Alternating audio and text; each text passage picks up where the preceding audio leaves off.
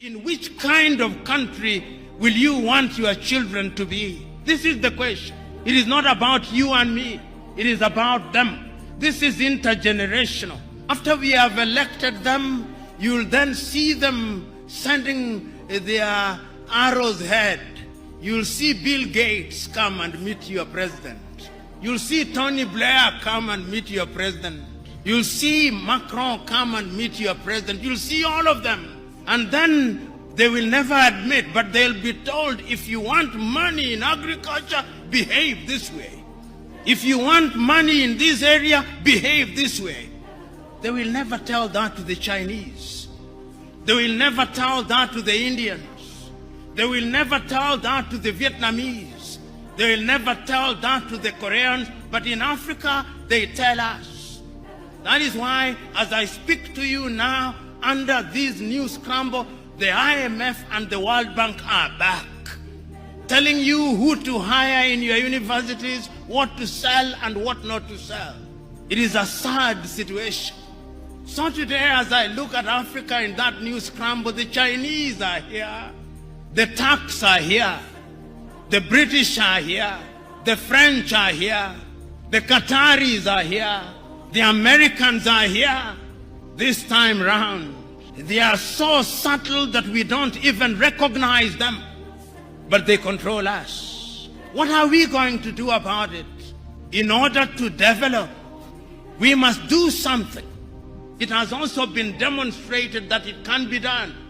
I've traveled across this continent and I've seen that development is possible. You go to Rwanda now. They are demonstrating that it can be done. Go to Kigali now. See what they are doing in the health sector in their own small way. See how they are collaborating in the area of mobile telephony in their own small way. It can be done. I've been to Botswana and I've seen what they are doing in their own small way. I've been to Mauritius, see what they are doing in their own small way. And they do not have the resources that other countries have. And viewers, thank you very much. Welcome to Punchline Africa television broadcasting from the great kingdom of the United Kingdom in London.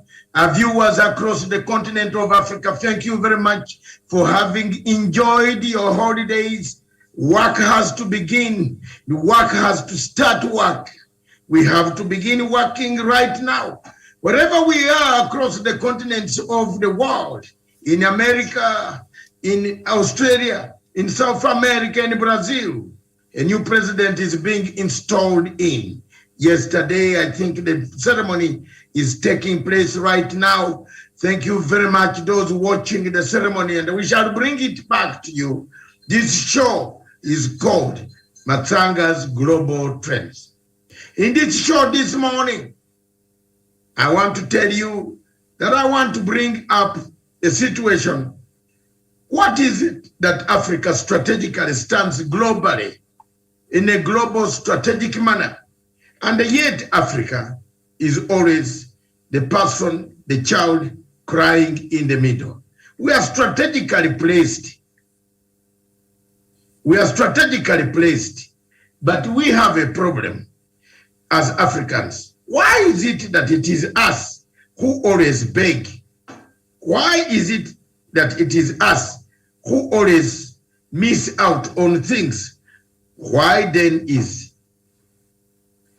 it that there is always a big problem that us in Africa are the ones referred to as children of those who have not been able to stand, and every experiment is done on the basis of Africa. Join us in this conversation and the conversation that follows, and engage yourself. If you want to join us on this platform, please go to Zoom and Google and just look at our poster and enter number 399 535 and 8320. Then the post code that allows you to enter this discussion is number 503 670. You will be here, ask your questions, anything, as long as we don't entertain abusive languages, we don't entertain information without evidence. We want evidence brought forward. If you are choosing an African head of state for being corrupt, bring us the evidence, and we shall use that evidence. That is the new norm of 2023. And that's how we are going to do with my remaining analysts. One of them, the in-house, the one, my historian friend, we all did history, and he followed me in the footsteps of doing history. It's none other than Wandawe Songa Alfred Duck. You, good morning in Kenya, Nairobi, Kenya. Good morning, Dr. Matsanga. Indeed, it's a happy new year. I hear that we are looking forward to seeing things work. I hear that we are all eager to see a fully blossomed Africa. So I really pray that going forward, we will keep growing together. We will keep, we will get to a point and realize the dreams of Africa coming to a reality. That if one day some other person's had dreams and their dreams came to a reality, then it's a time that we also have our dreams coming to a reality as Africans. So back to you, Dr. Matsanga. First of all, you people must have had a glimpse of your newspapers in Nairobi. Daniel Wesonga, you have a glimpse of your newspapers in Nairobi. What are the headlines? Good morning, Daniel Wesonga. Daniel Wesonga is a senior investigative journalist with us, with this television session for a number of years. I have been here for the existence. This is the 8th year, which I am clocking on the service. And I am happy to say I have done very well. I started a television online, and I'm not regretting at all.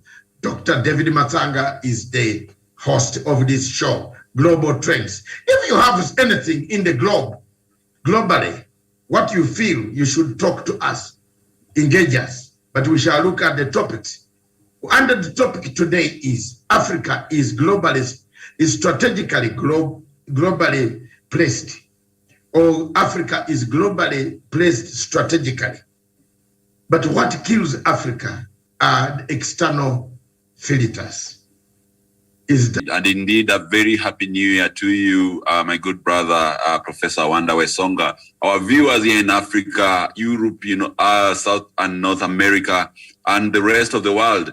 Of course, it has been quite a busy season, a festive season, and we've seen a lot of tourists coming to Africa. And like you said, Dr. Matsanga, Africa is endowed with everything. Even in Europe, when you see tourists coming to Africa, it is because the conditions in Europe do not allow. Whatever we have in Africa is actually a luxury they have in Europe, because the warm weather that we have in Africa here, the ideal weather for the safari, is actually what happens in Europe only a short period of time. And that is why we are always having tourists coming to Masai Mara, tourists going to Mombasa and many other parts of our country. So therefore, I agree with you that Africa is actually endowed, and it is actually a blessed continent. So for me, this new year, I'm going to be looking at what can Africa do differently so that we are able to come out of this global shame where we have to go around borrowing and asking for help, whereas we are a blessed continent, Dr. Matsanga. Back to you.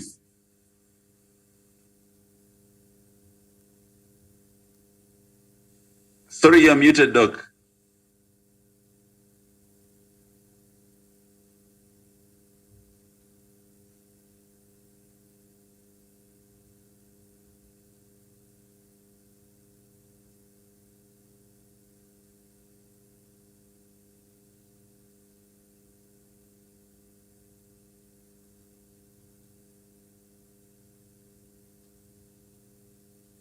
Dr. Matsanga, you are muted. Have the headlines at all. If you don't have the headlines, I think I have the news headlines here from Nairobi, Kenya. I can see the Daily Online The Daily Nation online says, New Year's gift of hope and a plan by His Excellency President Dr. William Samoei Ruto. He gave up his plan for 2023. It's up to you Kenyans to make a decision. Whether you like the plans, you move forward. That is very good. Every government, everybody in Africa, as you know, our television this year will concentrate mainly on African issues, not particularly any African country. We've moved on. Elections in Kenya are over. We've supported a president who is there, and this president right now is President Dr. William Samoei Ruto. Whatever he does in power as a state is up to him, and that is the support we give. We have no other ill feelings about anything else. We might have exchanged views, yes, which is normal. Plato Republic says you must disagree, and therefore when you disagree doesn't mean you have enmity. Hello? Am I preaching here? Wonder? I've read the Plato Republic. Challenge me. Does it mean if I say I don't agree with your ideas, we shouldn't be enemies? So if you want to be enemy, you go and make judgment in God. Go wait for God to make us a judgment. I disagree. I disagree with President Museveni on a number of things, but there are good things that President Museveni has done. Yes, and I give him a credit where it is due. So if you hate me because I've said so, then go to God. Go and ask God. This year, 2023, hey, that's it. We say it as it is. You worked with President Museveni. You dismembered our state institutions. Now you come back and say you hate him. Some of us never worked with him. We stood firm from the time he took power. Like me, if I don't speak now, when will I speak? I have never. So, am I not the only candidate left? Hello? Matsanga, today the message looks different. Am I not the only candidate left? You have worked in the institutions, killed the institutions, detained the people, yourselves from 1985. Then you come around and run around the world that you are a leader of opposition. No way. No way. There are people going to come up to take over you as a leader of opposition, because our progressive forces, we want progressive forces in Africa. We want an Africa that can be progressive, not an opposition that is retrogressive. This year, let it be known that there must be a progressive opposition leadership, not retrogressive, negative, always criticizing without positive neutrality. Have I said the word? Have I said the word?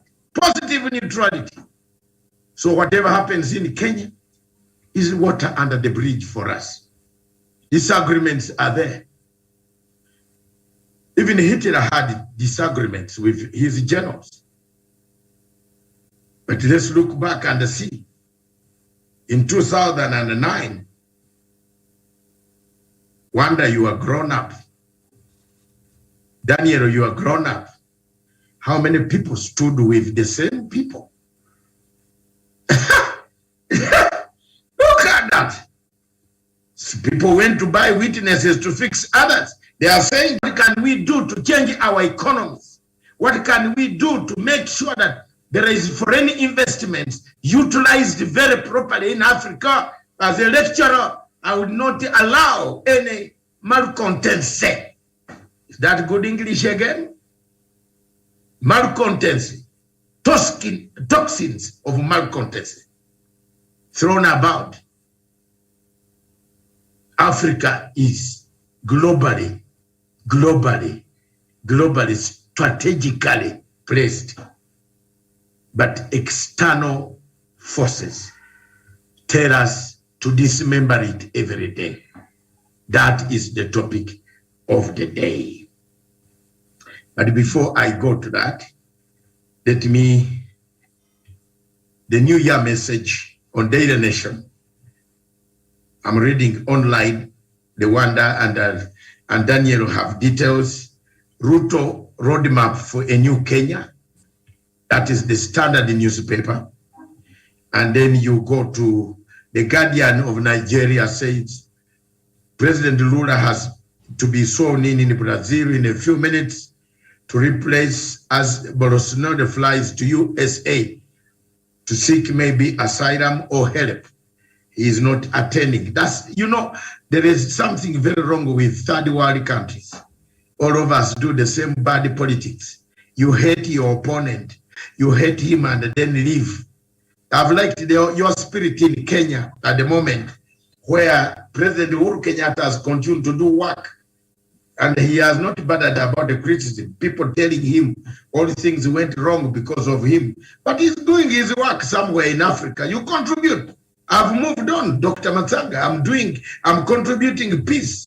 Ethiopia delivered. Look at Ethiopia, DRC Congo. We are working behind the enemy lines to make sure that the M23, Wanda, you know very well, the commanders come to my platform every evening. You know that very well. You have seen them there. And they send me message. We are Makanga, you are Juice, I'm Mkenda, I'm Commander this. I say, speak your mind. What is it that you want out of Congo? You want Congo arranged? What do you want? Assembly of Congo.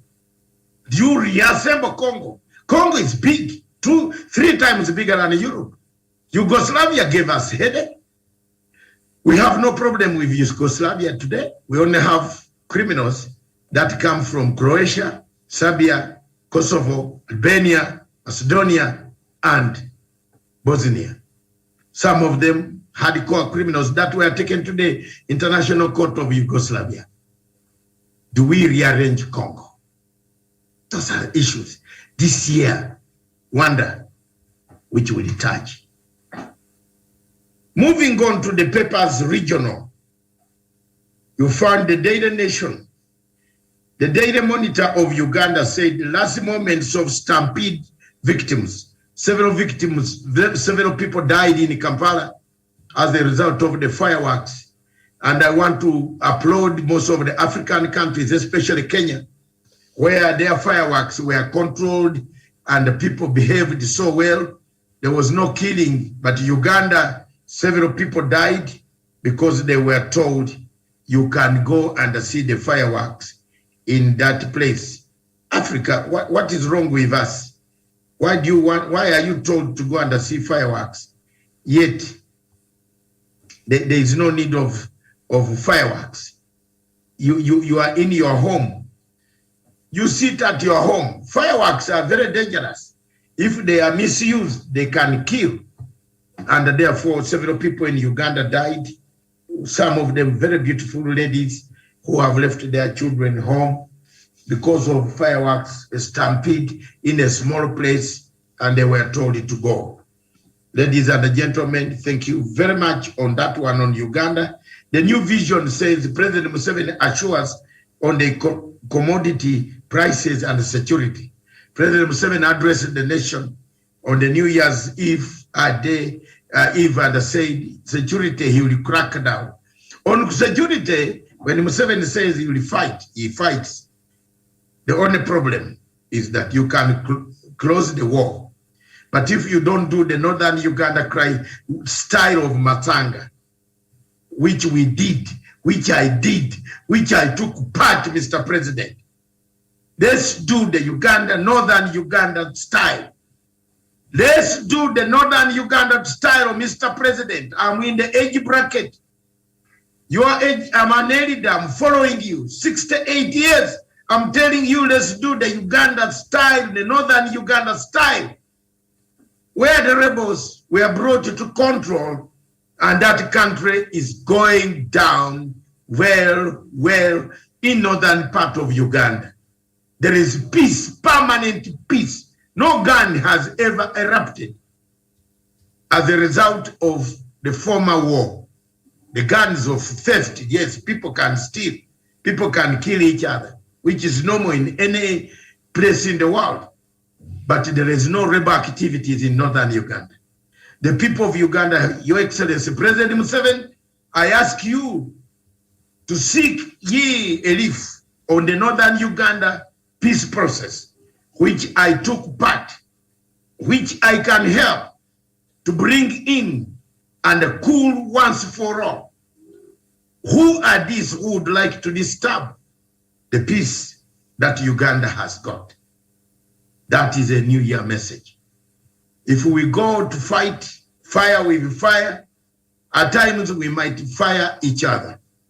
We might end up the property lost. Who are these who wants to fight the government in the central part of Uganda? What are their claims? Ladies and gentlemen, that was the message of His Excellency, the President of Uganda, on the New Year, which took place on 31st, and the message is being printed now. Another newspaper, The Citizen of Tanzania, why experts are upbeat on 2023 economic prospect. I've been in Tanzania at least 4 times last year. I've seen the type of roads, construction, the type of engagement, buildings, hotels coming up, huge things, the type of cleanliness, the type of transformation of the city of Dar es Salaam using the tram and the buses, metro buses. I am impressed that Tanzania in another 5 years will be the hub of Africa, where people can go and rest and say. And we give this to President Samia Suluhu, who has done very well. Thank you very much, Your Excellency, Madam Samia Suluhu, great Pan-African friend. Thank you very much for doing this. The daily news of Zimbabwe. There is one thing that you can talk about, but you know very well Matsanga and this country called Zimbabwe are like twins. I've stood by this nation for 22 years. But I will surprise you people that I have never earned even one house or one farm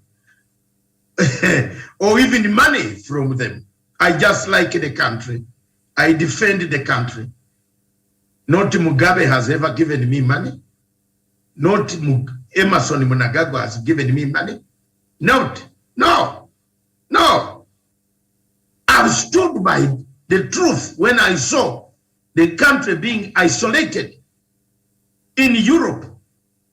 I lost my credibility in the Labour Conference in 1998 by putting up my hand to oppose Tony Blair and stopped Tony Blair, told Tony Blair, don't put sanctions on Mugabe. Let's engage Mugabe. I'm on record. Today, you see His Excellency, the Prime Minister, Tony Blair. He's busy.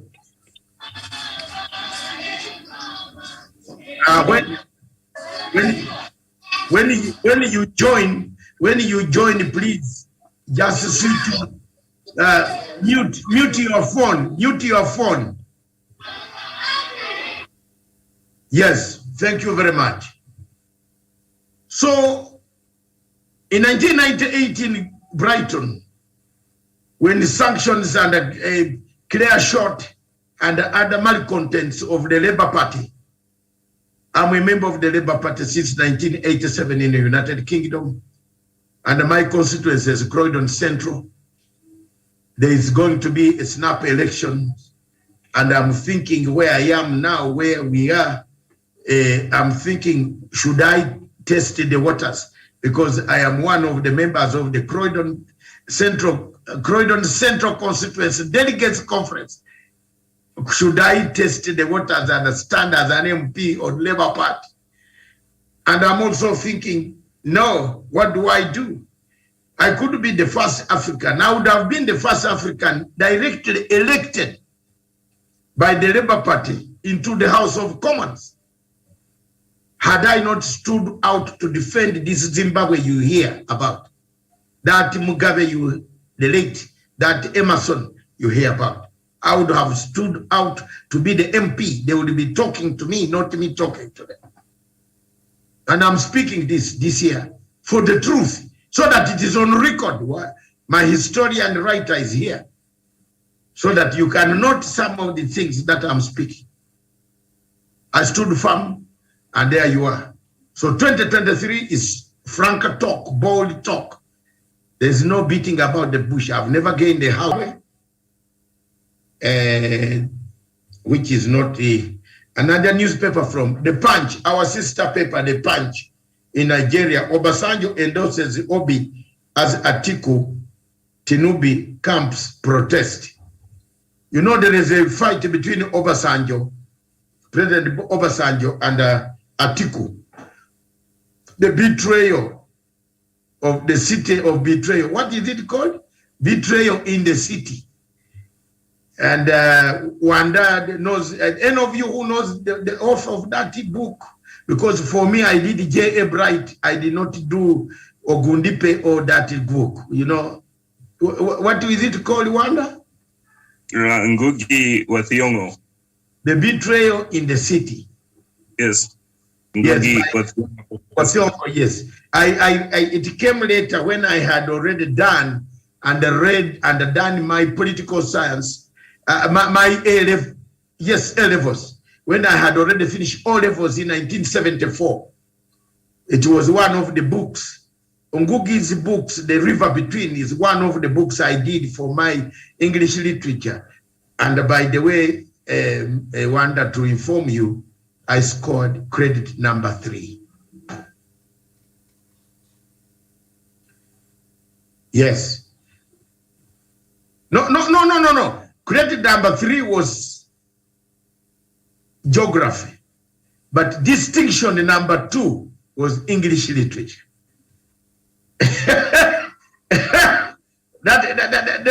And my certificate is East African Certificate of Education. Well, Songa, do you have one? What does yours read? Kenya Certificate of? We are the KCP generation, Dr. Matsanga. We cannot be anything near that. Look at this guy here. Look at me. East African Certificate of Education. Some of you here, when you see, because you have seen an iPad and you have seen Twitter, you come around and harass people, insult everybody. We did East African Certificate of Education. Look at me.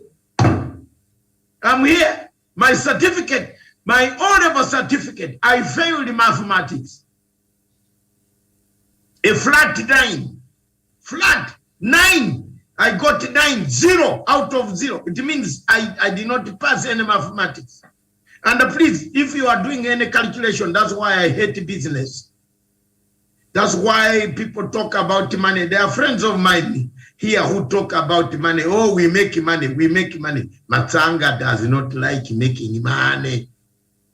Matsanga hates anybody who wants to make money.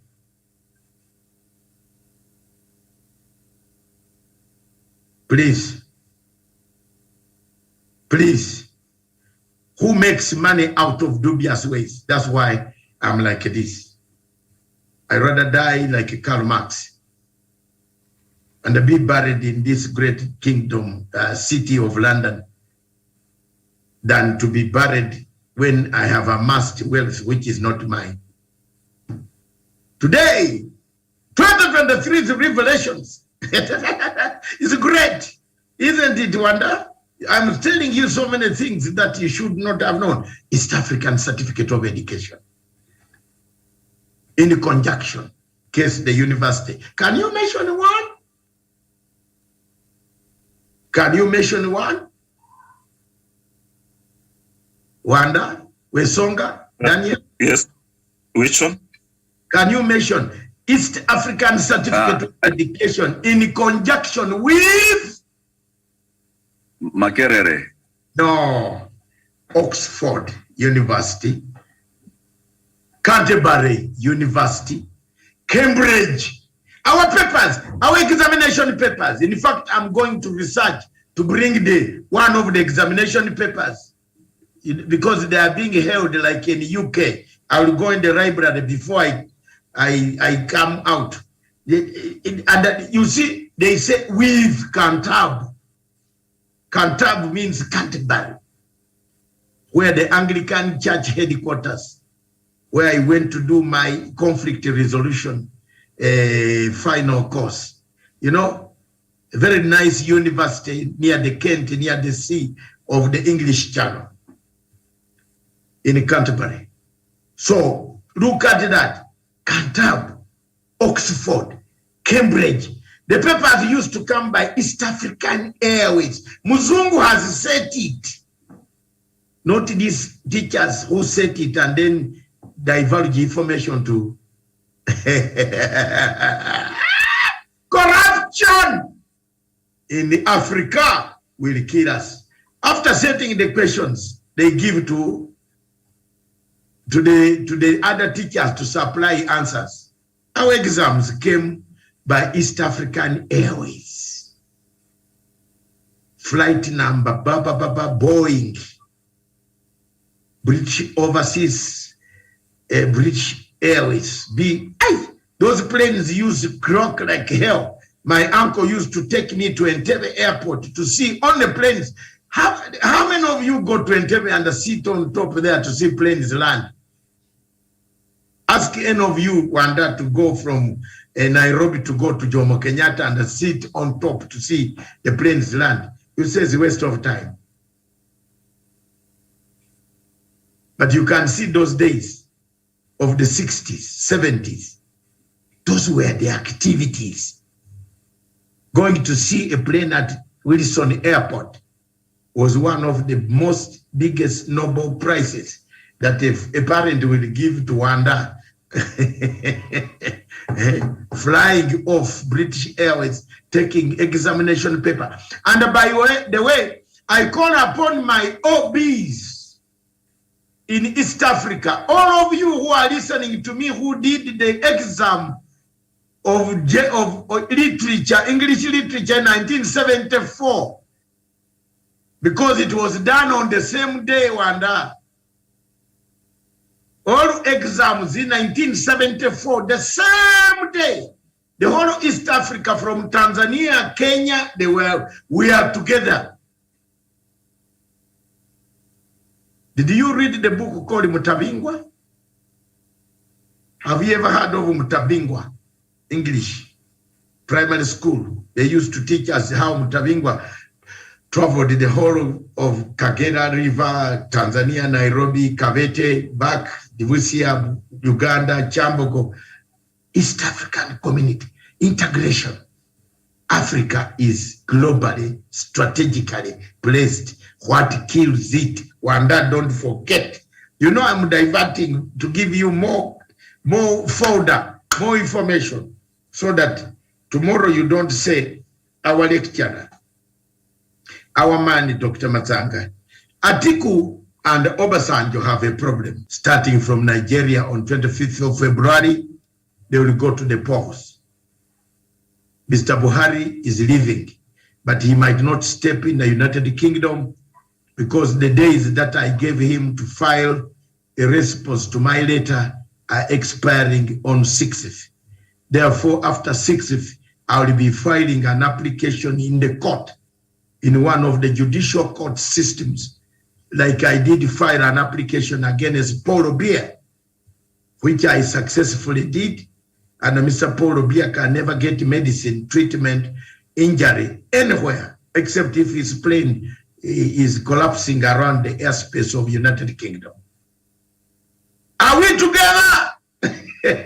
That is what we call workmanship. Hakuna kuzungumiza papa bure. Let's talk about another thing, Qatar. I'm talking this to inspire you, Wanda, to work hard. We might not have money, but we will have ideas. You can work hard. I became an activist right a long time ago against Idi Amin, 1978. I picked up a gun to fight Idi Amin. At the age of 17, 18, I had to go to fight. Have you seen somebody leaving someone at 17, mother is crying? 20, 18 years, mother is crying. Are you here? Are you with me? You finish your O level and your mother is crying. What is going on here? Where have you gone? You have disappeared to the bushes of Tanzania, Moshi, and Arusha. You are looking for a fight against a dictator who was slaughtering people. Is that not an inspiration? Thank you. There you are. The Nigerian newspaper talks about that. The Guardian said APC PDP denounced Obasanjo's letter endorsing Obi. The two parties have denounced Obasanjo. But Obasanjo has scored elsewhere. In Ethiopia for the first time because Uhuru Kenyatta was there. And I want to tell you the truth. Because Uhuru Kenyatta was present, Obasanjo was able to deliver Ethiopia. If we had left it to Obasanjo alone, Ethiopia would be in tatters and there would be more tears than the joy we have today. Thank you very much, the former president of Kenya, for having joined the team and emboldened Obasanjo to the last minute of working hard. I have my own reservations, but this time last year I gave it to Mr. Obasanjo for the great job he did.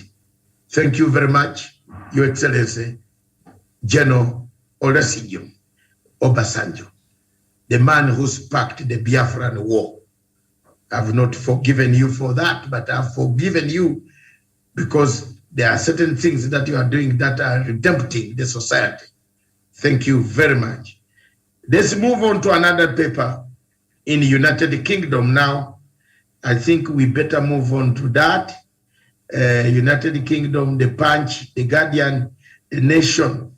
And then here, The Guardian of United Kingdom says, I know, sorry, at ministers' plans, annoyance. People are annoyed about the minister's plans for new real terms pay cut for NHS staff. As we talk right now, the hospitals in Britain are without nurses. So if you are going to be sick, be careful and be very honest that you might be on your own. Lula in pledge to end era of devastation in Brazil, which is very bad. The black people are mistreated in Brazil, and I hope he will end that. We have a very big problem. Harry versus William, gloves are off. These two younger men are embarrassing the British establishment. They should sit back. The differences speak from the way who loved who, where, and how. So Prince Charles must do something, must sit down the younger people and talk to them so that they don't bring us a mess. You know, things are so delicate in Britain at the moment. The prices are so high. The cost of living is dangerous. Anything can happen. Don't bring in a couple, the royal family, quarreling when the other people are not eating. So it is not bitter duke to lift lead on the bastard. No, there is no need of this. Whatever happens has happened. Let's move on. 500 deaths a week due to NHS crisis. 500 people died due to the strikes that were in United Kingdom, which is very, very bad. For may their souls rest in peace. Then the Daily Express says 500 patients dying a week due to the delays in NHS. We have a problem there. Now, if you have ailment, which is big, tough ailment, you have to book an appointment, which can take like a month or months before they treat you. The Daily Nation, the Daily Mail, Rishi's triple New Year headache. You know, the Prime Minister is struggling. I've told you here, Wanda, the other day I was telling you, let's just call an election. Full stop. Call election and let Labour Party win and bring new ideas. Conservatives have lost the way forward. From the time of Brexit up to now, the Conservative Party seem to have lost direction, and therefore there is a problem here. Well, there we are. We seem to have come to the end of, the Daily Telegraph. Prime Minister shelves Big Bang child care reforms. You know, child care in the UK is one of the biggest things that Wanda and Wesonga, which people talk about, which is very, very important to the welfare of the state. Because without child care, people cannot go to work. Without child care, people are not able to sit and develop. The economy cannot work, industries cannot work. So you must make a plan for the child care, not like in Kenya and Zimbabwe and Uganda, where the Ministry for Social Services is actually for social services. Do you know that the Ministry of Social Services in Kenya, does it actually know how many children are not going to school? Wanda? My panel from Nairobi, how are you? Can you talk something about that? Matsanga, thank you for the time. Yes, go ahead. It has been wrong. Happy New Year. Happy New Year, Samson. Thank you very much. And I'm now back. Oh, thank you very much, Samson. And you have touched about the ministry where I am much with a lot of information. Yes. Because the ministry is not functional in simple terms. They don't know the number. They don't have even the data. But we are trying to work in partners from Kotu to see whether they can develop one. Yes. But you see, with the new regime in place, and there is a lot of changes happening here and there, from the look of things and from my own observation, those people who have been working there for very long and they were hard working, they are not happy because of the changes, and there is like go slow, because I know. I always speak with the Labour Commission. They are not happy because the people are brought in without any information. And now even the data that we were working around, I doubt whether it will be completed anytime soon because of the new changes. So the kind of the Minister of Labour, and the Social Protection is supposed to have the data. But for a very long time, Mr. Matsanga, Dr. Matsanga, because you know, we don't have that data as of today. In fact, we started recently when we were developing the same, but when there were a lot of cries from those people who are going out to work in the Middle East. But the same has not been worked out. But we hope going forward, we need to have one. Because without having that data, that is the basis of society. We don't know where people are. We don't know how we are growing up. So I think it's important we are bringing that issue. Going forward, we will address it in a manner that everyone will get to understand it better.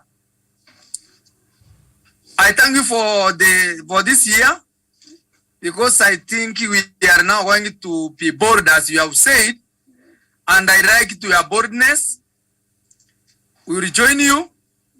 We'll work together and see that this Africa continent is in a better place. Now we have peace in Tigray. We have peace will now move around Africa. Those countries with the disputes, we resolve them, so that going forward, Africa now will have one voice to reclaim its position in the global politics and the leadership. That's my take, Mr. Dr. Matsanga. Thank you very much. You have raised quite a number of things.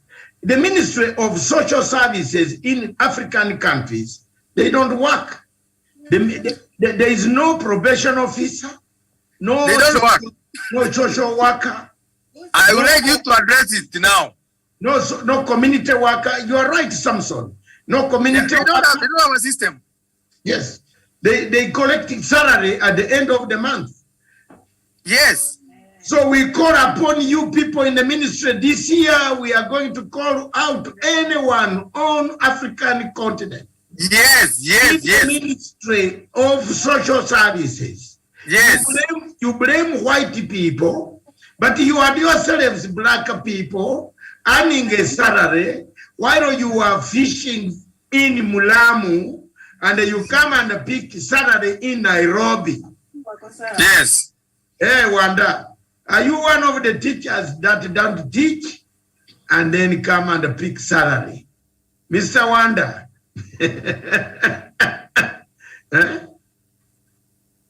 Go ahead. Indeed, things have to change. When you look at how things work, not just in Kenya, not in Tanzania, not in Uganda, cut across, that all these defined third world countries or developing countries. There is this trend that has been created. In fact, when our brother Samson defines it as or explains it and use this terminology, go slow. It is a common trend, a very common thing in the developing nations, that when the new regimes comes into power, those that were in offices decide to go slow because they feel like probably it's not our time. And it happens that the new regime tends to fire so many persons and plant in new persons. And therefore we end up working for about 3 to 4 years, because when the new regime comes in, before they establish themselves, and in their own senses, establishing themselves mean planting in the new persons. And planting in the new person means you fire persons that were employed by or hired by the previous regimes. Like the other day, we had an issue of insecurity in Nairobi. Probably nobody failed to tell us that it was a go slow. The police were not okay, and they decided to go slow. Therefore, we need to change quite a lot of things, quite a lot. It's only in the developing nations that we go borrow money, we seek loans, we want grants, we want some favors, but at the end of the day, the money goes into corruption. At the end of the day, the money goes into individual pockets. At the end of the day, we pay politicians quite a lot of cash. And therefore, Africa, and especially the developing world countries where we fall in as Africans, we need to change quite a lot. When we talk of the data, it's a bit shameful that as per now, we don't know how the kids are growing and developing.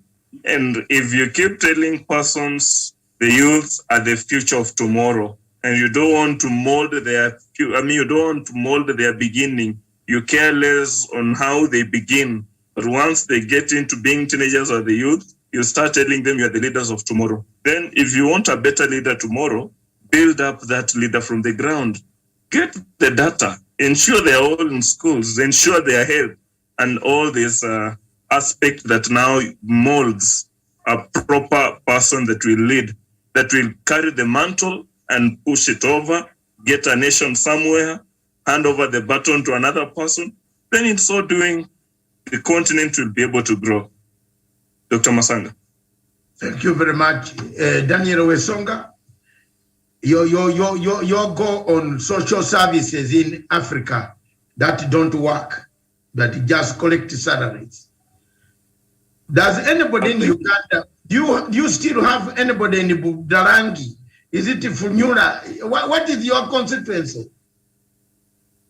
Yeah, I come from Funyula constituency, and of course, Dr. Matsanga, these are common norms, not only in Kenya, but also other African countries. If you could remember how badly the corona pandemic exposed our health system, then you will have nothing but to really empathize with the African people. In that, we have a lot of government offices, some like, disaster and, calamity preparedness, departments, which are actually non-functional, where people go there at 9 a.m. and leave the office at 3 p.m. or 2 p.m. And at the end of the day, they actually earn their salaries. And there's something that my good brother, Professor Wanda Wesonga and Samson Omechi have talked about. And this is the issue of civil servants going on a go slow whenever we have a change of guard in government. I think, Dr. Matsanga, this is what has been dragging the African continent behind. After every electioneering cycle, we don't actually let whatever happened in the elections to go past, our faces. We actually cling to whatever happened during the elections and before, and therefore we have some bit of disgruntled, civil servants who do not feel like the new government is gonna actually work with them, in tandem with them. But this is not supposed to be the way, Dr. Matsanga. I believe once elections are over, we should actually work and support the government of the day to deliver. That is what happens in the US. You saw when Donald Trump lost the elections to Joe Biden.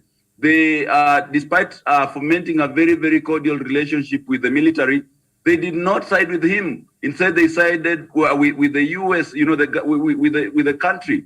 And that is what civil servants should do. They should stand with the country. And by standing with the country means standing with the leadership of the day and being able to deliver on their mandate. We do not have two factions in government. We only have one faction, which is that of civil servants who are answerable to the executive of the day, the employer, and therefore they should work to deliver on the mandate. And I believe that is something that has been derailing the agenda of most African governments. And we saw it even during Trump's administration.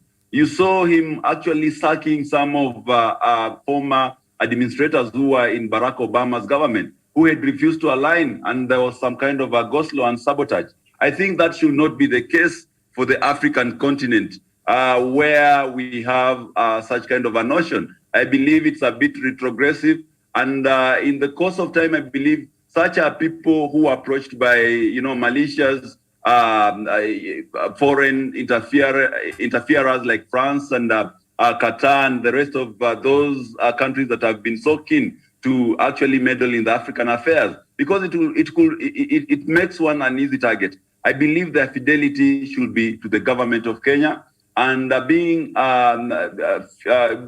truthful to the government of Kenya simply means serving the people with one heart, not bringing politics into service delivery. And that is the thing that should be emulated across the African governments. Otherwise, Dr. Matsanga, I believe such ministries, such departments are only cash cows for civil servants who've been hiding behind those non-performing, departments and earning a salary illegally. So not unless governments wake up and rise up to the occasion to make sure that every civil servant, whichever department they are designated, they are supposed to deliver on it, we might not have maybe productivity coming on from such frontiers of the governments in Africa. I submit.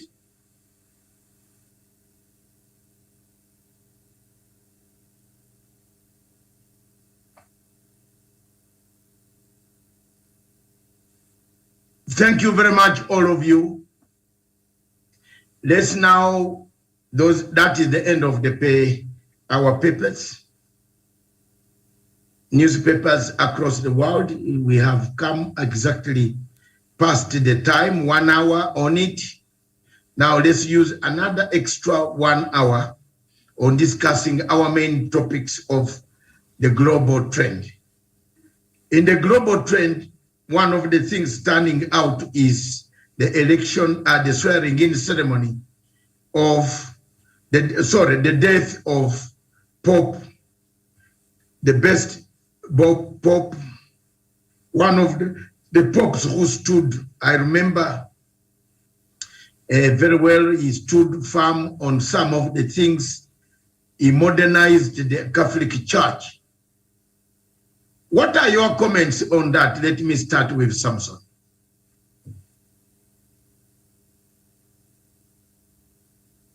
Samson. Thank you, Dr. Matsanga.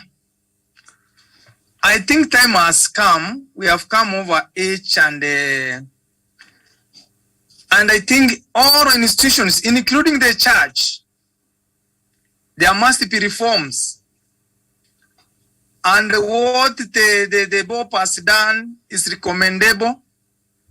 And I hope going forward, many will embrace. You see, many people are running away from the retrogressive ways of doing things. And when the society is fast moving, today, if you ask me, Dr. Matsanga, all over the world, all aspects has changed, and none wants to remain behind. Reforms are all over. Reforms are a part of development of part of human development, Dr. Matsanga, and I don't see anything wrong. But I do recommend, because if you want to embrace more people, if you want to bring people together, if you want to bring a society together, Dr. Matsanga, then these reforms must come up. And then needs of the people must be seen. Changes in the society must be looked upon, so that when we develop new policies, new doctrines, it must match with the demands and the needs of society. We are not living in those days where things were done the way of one person. There must be consultation. There must be something that the people will agree, majority will agree, so that the world, the society, the church, everybody will move along.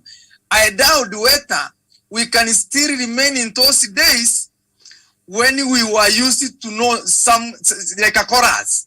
We are not there. People are fast moving forward. People, societies are moving, and that is why we are challenging every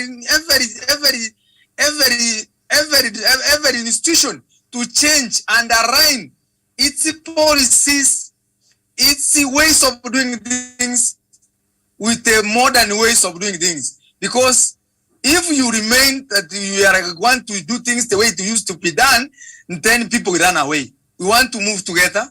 We want to recommend changes in society, changes in church, all over, so that we can have one voice.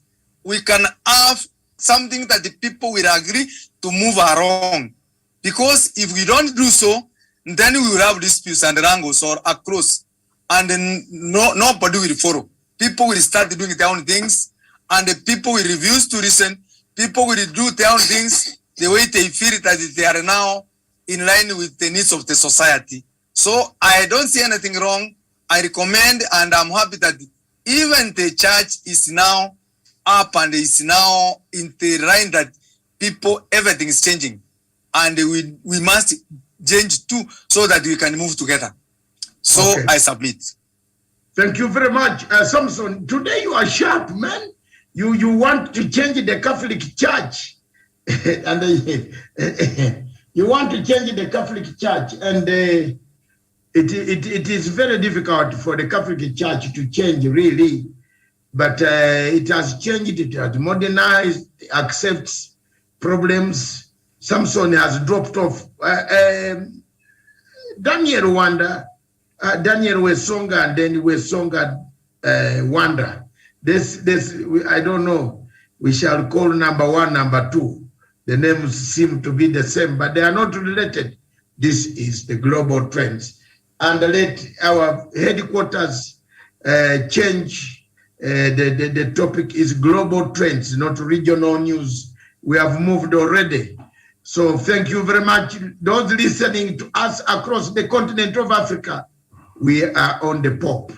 The late Pope Benedict is no longer on earth. He's gone to see the Maker. What are your contributions? What are your comments? Daniel, in short.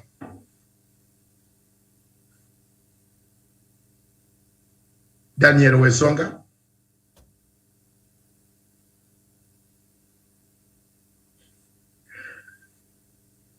Wanda, you catch it quickly. Daniel is still sleeping. Thank you so much.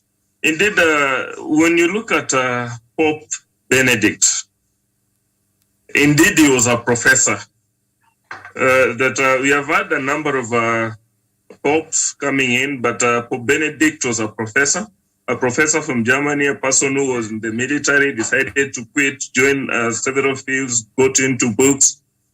When you look into the modernization doctrine of Pope Benedict, I wish that we take some time, or people take some time and look into what Pope Benedict did in Catholic Church critically.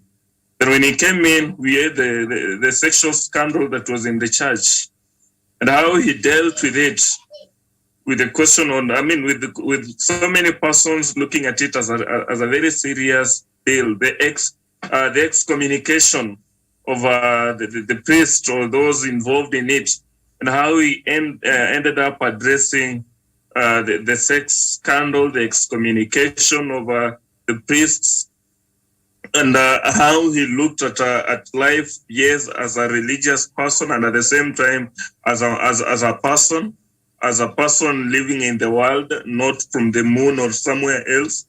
Pope Benedict did quite a lot. That if we take time and start analyzing bit by bit, then he can be defined as the father of the modern day Catholic Church. That people were in denial. Things were happening, and people are not ready to agree with them, or people are not ready to embrace them and say that indeed this is what is happening. But instead, people decided to do them in the dark.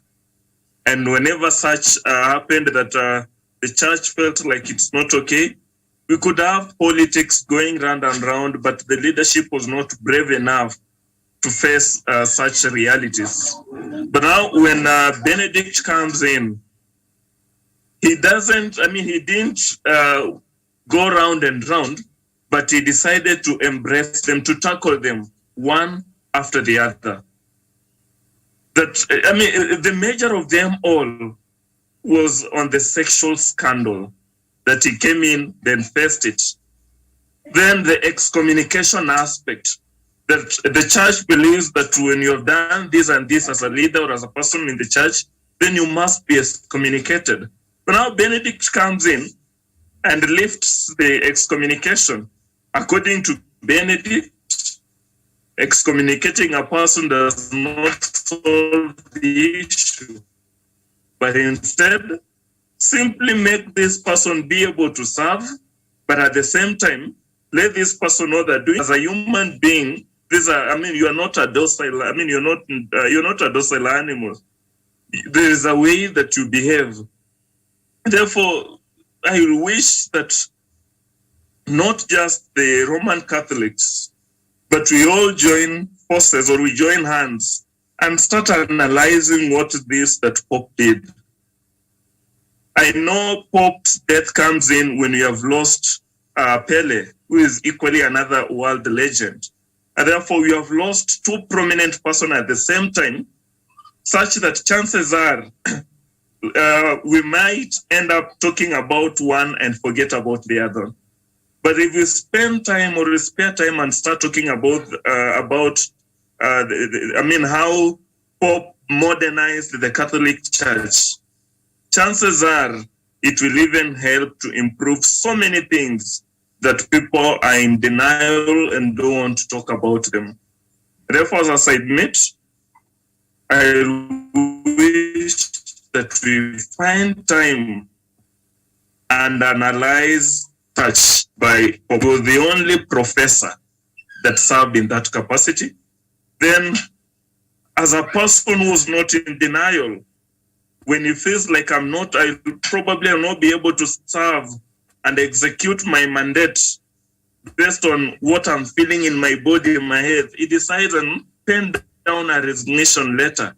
He wants to have someone else propel the mantle instead of clinging on it, clinging on Vatican, and forget about the role of serving. Therefore, Pope Benedict did quite a lot. that I wish that we find time and start digesting them. We start analyzing bit by bit, then make the rest of the world know how much Pope did, and especially the non-Catholics that have, that probably, and non-Catholics and non-historians that have not found time to go and read about him. If we do that, then we'll make it easy for the rest of the world to realize just how powerful this person was. I submit.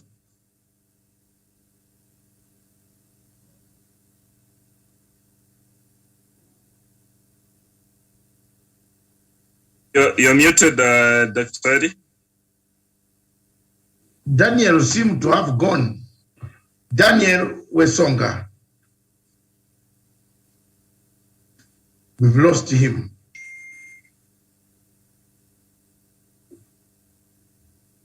Thank you very much. We've lost Daniel. Let's continue with our debate. Of course, we combine with the loss of Pele and the loss of our own sister, the journalist, which is a key issue on Africa, in Kenya. And of course, Pele is international. Daniel, are you back? Okay. Thank you very much. Thank you so much, Dr. Matsanga. Please don't go away from the microphone, please. Yeah, sorry about that. My network was a bit down, so I wasn't able to get you quite correctly. Yeah, but maybe my contribution about the late Pope, I think he was one of the most outspoken and more so on issues to do with injustices. And these actually are things that positively touched on the African continent. But most appalling is the way he was able to conduct himself and the kind of humility he used to regard or hold himself with. You know, even after ceding, the leadership of the Vatican, he was able to support the other Pope who came after him, and you could actually hear very little about him. That kind of magnanimity is something quite rare. And how I wish the African leaders should actually emulate his life journey in that, when he realized that he was incapable of actually leading the Vatican, he actually resigned due to his condition. But in African perspective, when you look in countries like Gabon, you look in countries like Cameroon, you look in countries like even Equatorial Guinea, we have leaders who are old enough, leaders who have come of age, but because of the way we perceive power as Africans, they cannot be able to cede, power and be able to allow someone else who is capable to take the charge of leadership. And you cannot say that, in Vatican, the situation is not political. It is all political because the Vatican and the Vatican City is like a government on itself. And therefore, when they say that power is sweet, then it can only be also sweeter in the Vatican, which is a first world country per se. And therefore, the African leaders should take notes from that in terms of giving up power whenever you feel like now you are not in the best of senses, you are not in the best of health to be able to govern a country. I submit, Dr. Matsanga. Thank you very much. And I would like to say, the technical team down in Nairobi, please change the topic to global Matsanga to global trends, because we have now finished the regional news and African global headlines. Change the topic under the banner flowing. Thank you very much. Ladies and gentlemen, a lot has been said about Africa. A lot has been said about Ukraine. And a lot has been said about our continent. A lot has been said about UN, United Nations General Assembly, United Nations Security Council.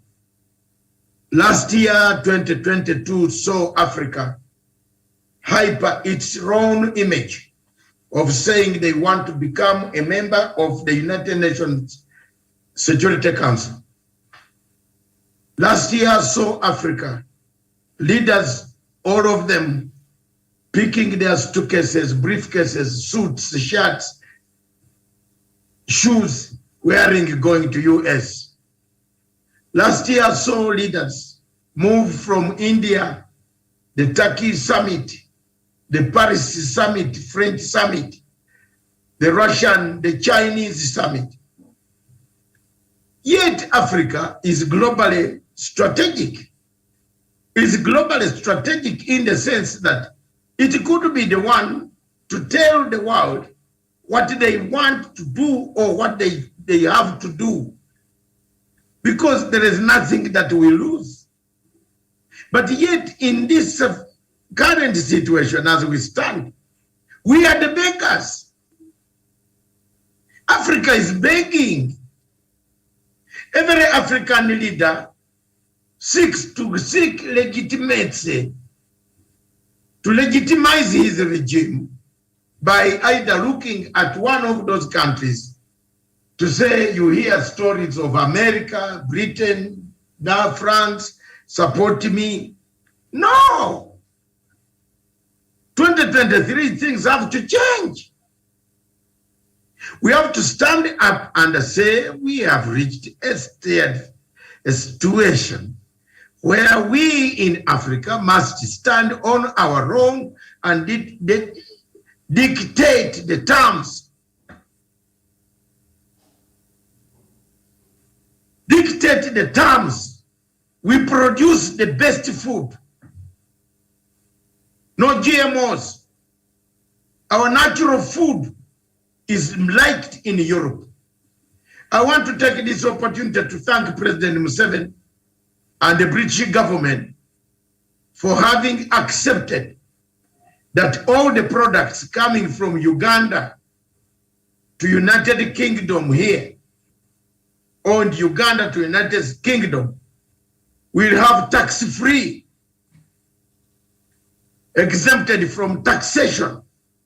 Products that we buy, matoke, pineapples, fruits, okra, potatoes, whatever you talk about, green spinach, they are brought in the markets in London here. That's why most of the Africans, especially Ugandans, don't feel any pinch, apart from some of us who have stayed 38 years missing our homes. The ones who came recently 5 years ago, 2 years ago, they eat the food, they find the food here is plenty. Kenyans, the same. Nigerians, the same. You go to one market called Peckham, in Peckham. You go to Brixton. You go to several other, to West Ham. You will find the Somalis with Arali meat, all lined up there for them, and with goods from Somalia, from the African continent. Now, given all these products, agriculture is one of our main backbones. We have never utilized it. We have never told people that our products are the sweetest. Our potatoes, sweet potatoes, are sweeter than the potatoes that are grown in Britain. Our bananas, the ripe bananas, the smaller ones and the bigger ones, plantain is the sweetest because it grows on natural soil. Isn't it time strategically for us in Africa to stand up today and say, this year, 2023, let's get our agenda correct? Where have we gone wrong? It is very shameful to see African countries abstaining from a critical vote. And Wanda, I don't want to preempt what you are going to say this afternoon or this evening in the Twitter space. Wesonga has not joined our Twitter space yet. I don't know why he fears at that night whether the child, you have a small child who harasses you maybe. But for us, tonight at 9:15 is a very good topic on the Twitter space. why Africa has been sucked in the Middle East conflict. Why? What have we got to go to do with it? Our African Union divided on African Union on the basis of Israel and Palestinians. Why? That's the topic we want to seek to see today, to talk about today in the evening at 9:15. But let's leave that aside. There was a very serious vote in the United Nations where human rights abuses, where countries wanted to vote in condemnation of the human rights abuses committed purportedly, allegedly, because I am neutral, allegedly on the Palestinians in the Middle East. Shamefully, some African countries, I don't know whether we call it shamefully, but from our discussion now, we want to find out whether it was an act of betrayal or there was something which is very, let me send it to the production team in the general headquarters, Samson, who is there to print this out. Put this on out for, there you are, it is on your platform, Sam. Let's put it on here. There was this debate in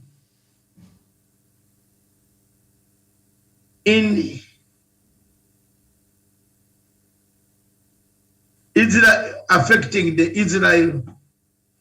the way Israel practices its human rights record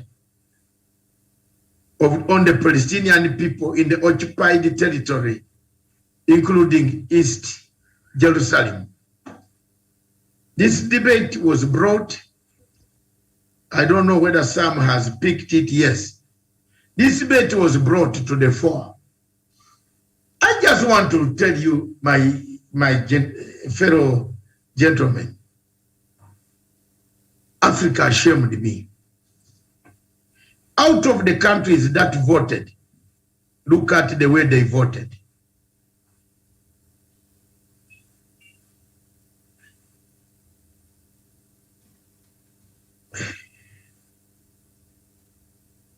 "85 countries voted in favor of the debate.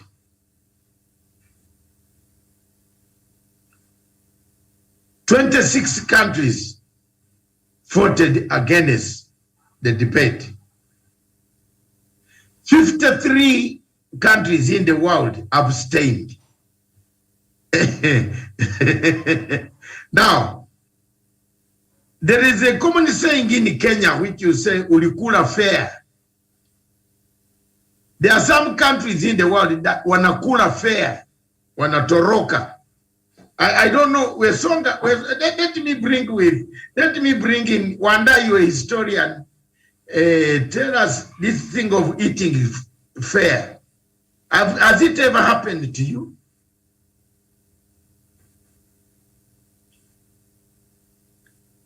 Not really. Go ahead, explain. There are countries in Africa that are eating fair. Yes. Wanakula fair. Some countries eat fair, and Wesonga join in, Daniel. Eco countries zinakula fair, bwana. The countries eat fair. Yes. Millionata when the Russia, Ukraine, we had countries in Africa walikula fair.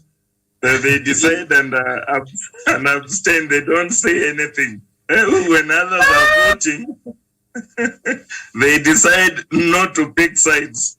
So I don't know if they're positioning themselves to be able to eat the fair or cool fair from both ends or what not happening.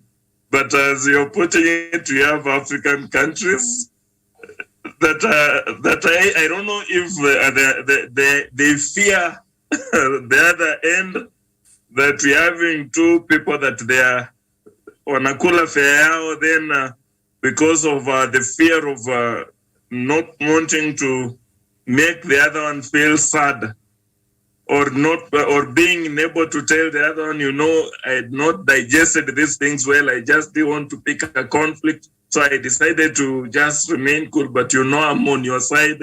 I've never offended you. Therefore, Africans, nations, as you're putting it, kula affair, they times do this probably because of the future. They still want to be able to act like pawns, to eat from both ends. And in so doing, they're so afraid. They don't know what to do. They don't know if they should go right or go left. So for them not to hurt anybody's feelings, they decide to remain in between. Dr. Matsanga. Daniel Wesonga, have you, mtu amekukulia fair? Have you ever been a person where your fare has been eaten? Yes, Dr. Matsanga, quite a controversial topic, but I'll be bold enough. I think I've eever had such an... it's not controversial because at the moment you're at your house. We wouldn't like to make any... These are very delicate topics that can break up the family. So we are looking, explaining to Madame that we are looking at bigger countries promising to vote. But when it comes to the right to the final decision, they disappear, they eat the fare. When a cooler fare pan of 1 shilling, 100, 10,000, 100, when a cooler millions of dollars or hundreds of thousands of dollars that these countries pay for these diplomats. Do our diplomats eat fair? Let me put that question. Yes, and of course, we've had people who are on missions outside the continent or our countries, and whatever they do there is just, pursuing their own immortal, pleasures. And they do not even negotiate on behalf of the countries or the continent per se, rather than maybe taking their children to posh schools abroad, overseas, their wives, buying them expensive, gifts and all that. So I actually agree that our ambassadors, our diplomats, actually, they eat fair. They don't do as much work as it is expected of them on behalf of the countries, the African countries that send them abroad, to be able to lobby, to be able to broker deals and be able to improve, the policy terms and foreign, policies that are there that will enable the African continent to compete effectively with other partners on the globe. So they eat fair. 100%. So presidents on the continent of Africa listening to Dr. David Matsanga on Global Trends today, when choosing diplomats, those diplomats who go to your embassies, those who go to foreign embassies, I'm not saying all of them, but there's key areas, United Nations, for example, places, Geneva, for example, World Health Organization, for example, WTO, for example, Commonwealth, for example, and IGAD, and all these places. My caution, choose wisely. Can I repeat that so that it is well taken very nicely? I appeal to all presidents of the African countries that might come across this clip or this video, because there might be so many people watching this video afterwards. that when you choose your diplomat, choose diplomats who are not corrupt. Don't send diplomats who have already been corrupted. Send diplomats who can represent the position of a Pan-African value. My emphasis over this television for this whole year and the years to come, and if someone takes over from me from here, is let's have some Pan-Africanism. Let's have the sense of thinking together. What is the topic of Israel and the Palestinians? Have we sucked in? What do we gain from both? Why do they have unity of the Arab League?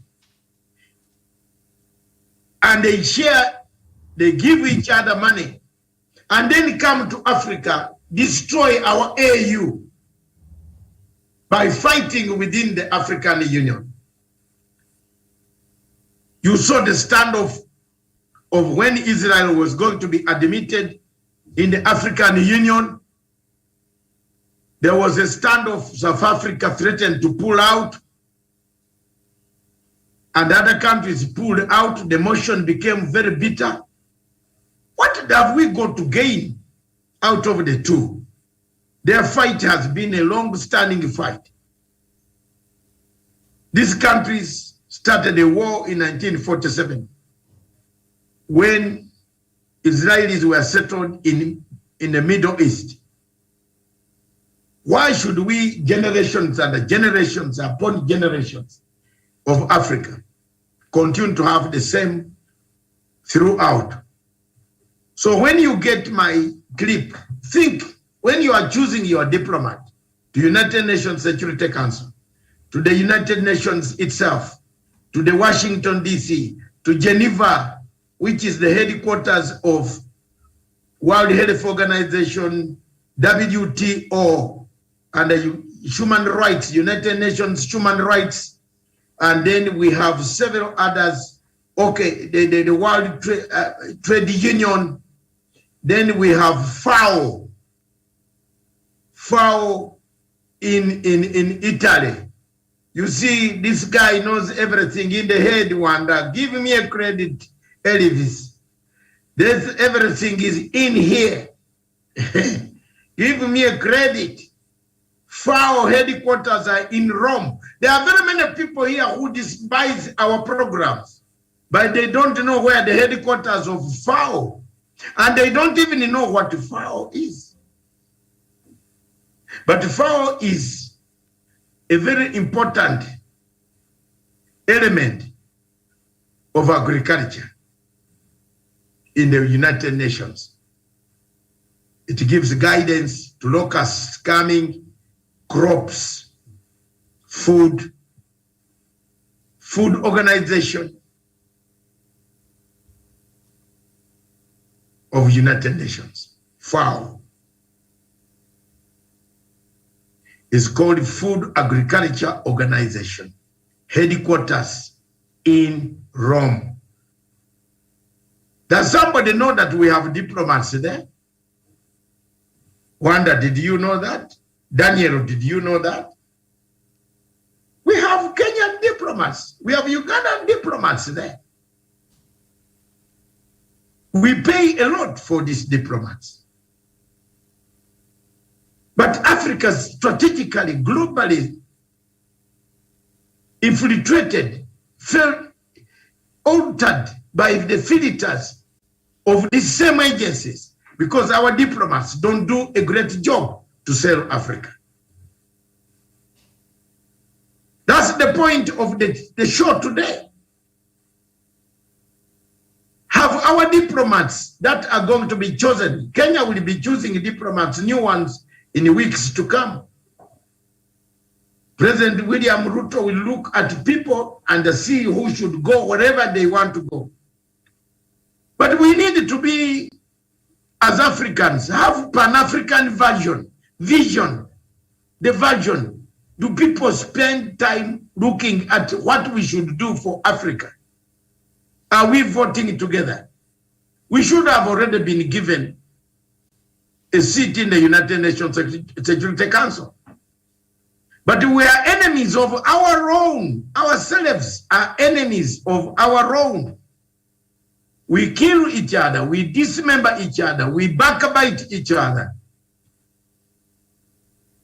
So there you are. In the name of God, the Son, and the Holy Spirit, there can never be an Africa which is globally, strategically placed, but it is altered by the filters of external systems. Comments? Your comments. Come. I've placed my case there. You have seen, by the way, did you see the countries that have voted? You saw them? I don't know whether some has put them on TV. Some put those countries there, and you see 85 that voted in favor, 53 ate the fair, and some abstained. Among the 53 who ate the fair, there are some African countries that walikula fair.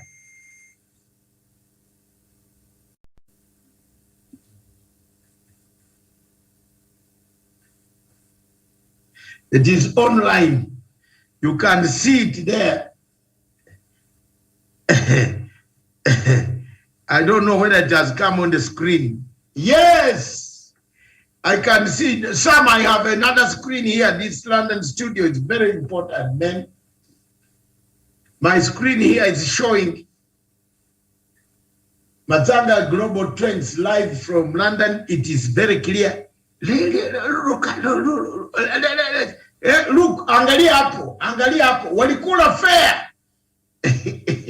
Bring it up and we see who ate the fair. You can see 85 countries voted in favor, 53 walikula fair. Is this the Africa we want? Among those, the countries that stood firm and rejected the entire includes Eritrea, and those who voted in favor of Palestine,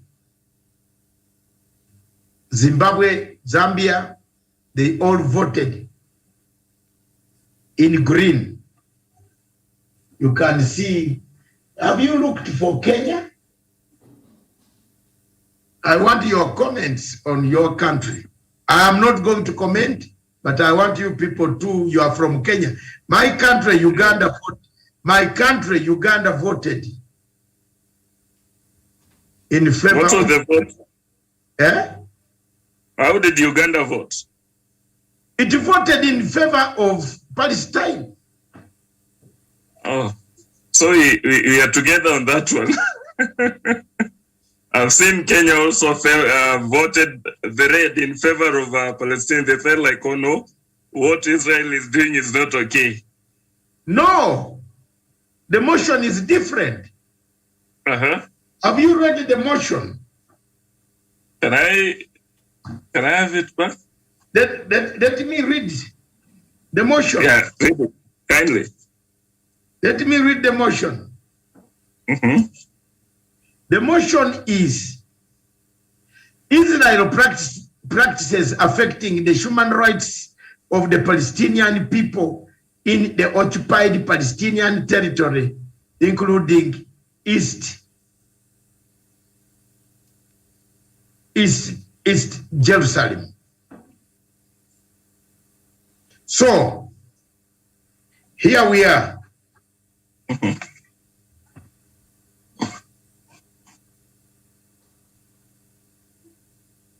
You might be right. I don't know how they framed in favor.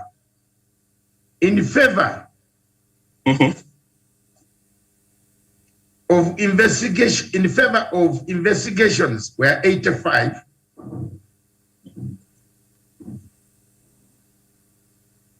Against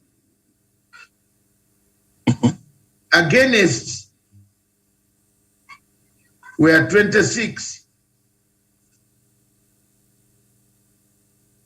Yeah, the ones that favored that Israel should not be censored, you are right,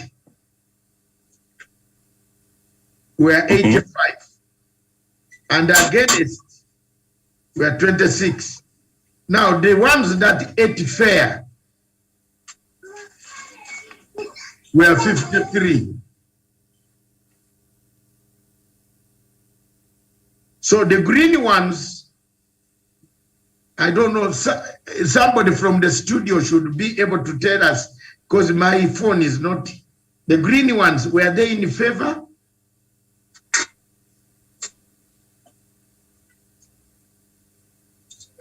I will go back and find this motion and bring it back in subsequent operations. But the Zambia, it looks like the motion passed. Yeah, the green ones were in favor.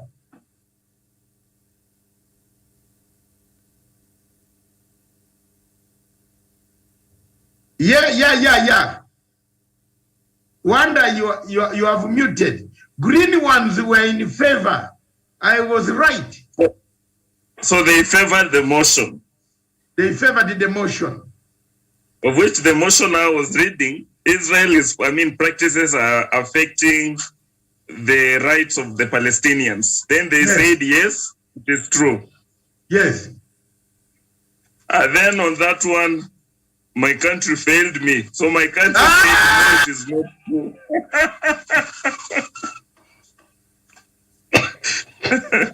I failed there. Yes? Because Kenyans voted, the Kenyan vote is a red one. So Kenyans voted in the sense that no, the motion is not true. It's not right, which is wrong. That when you look into, and this is what affected the kind of voting. A number of African nations that perceived themselves as Christian, they will then to any other time side with Israel. I don't know what happens with our thinking that we tend to look at Israel, read our Bibles, then imagine that if we go against what they do, we are going against God, which is not true. And therefore, it's any nation that does not, or any person that does not keenly look into what is happening, they tend to godly to make these actions behave or be seen as a competition between them versus God. And therefore, to them, it is satanic. Then we have the God side. So if you side with the Israel, then a number of our persons will believe that you are now siding with God. So the them, in this case, will now belong to the Satan side. And therefore, of which, when you look into what happens, there are times when Israel will openly violate the rights of Palestinians. They will openly either kill them or they'll openly do things that are not okay. Even if someone, I wish that we get to this, that even if someone, you look at them and believes that they are godly, that God has a hand on them. I wish we go back and look at King David. King David was God chosen. God loved King David so much. And today King David did quite a lot that no any other king did in Israel. Now, when you look at King David, when he killed Uriah, then he took the wife Bathsheba. God was angry with him. Then God punished him. It doesn't mean that when God blesses you and puts his hand on you, then every other thing that you do is right. And therefore, for those that voted and believing that no, the motion was not right, they should go back and read King David's actions with Uriah and God's reactions. Then from that point, they'll be able to tell Israel what you have done is wrong. Then this is what you ought to have done the right way. Then we move ahead. And therefore, on that one, I feel like those who voted against the motion, well, okay, but those who favored, I mean, those who voted in the sense that Israel's actions are not in either way affecting the Palestinian rights, in this case, they failed. I yield.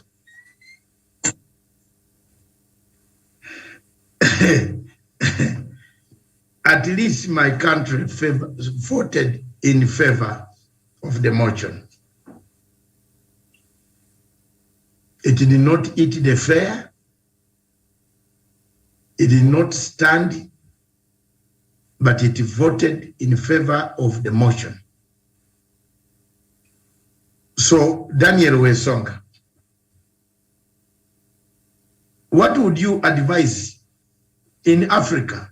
I'm advising, and I think the simple advice to me that I give all presidents in Africa for free, because some of the advisors go and collect their children and their brothers, sisters, friends, and give them these embassies.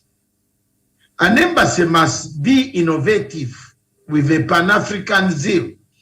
For you to choose a diplomat who is going to represent Africa abroad, I think African countries should start asking them questions, give them a test about Pan-Africanism. There are some African countries that behave so badly that you find yourself so embarrassed that when you look behind and he's speaking.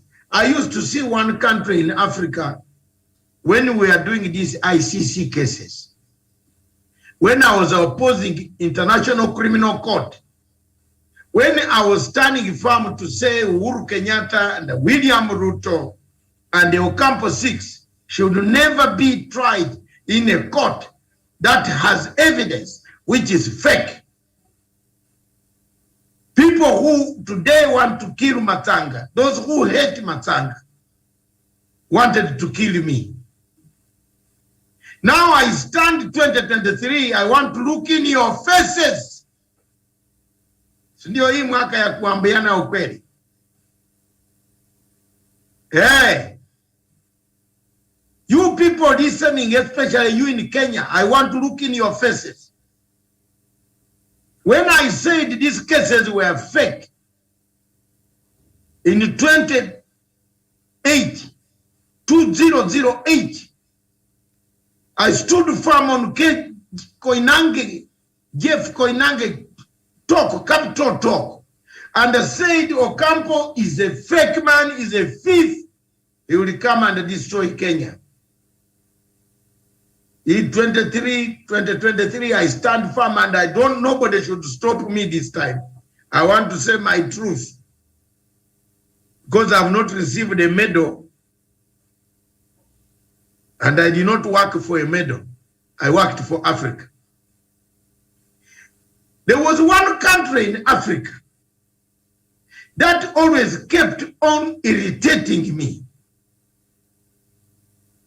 Whenever we could go to the United Nations Assembly of State Parties, whenever we could go to Addis Ababa,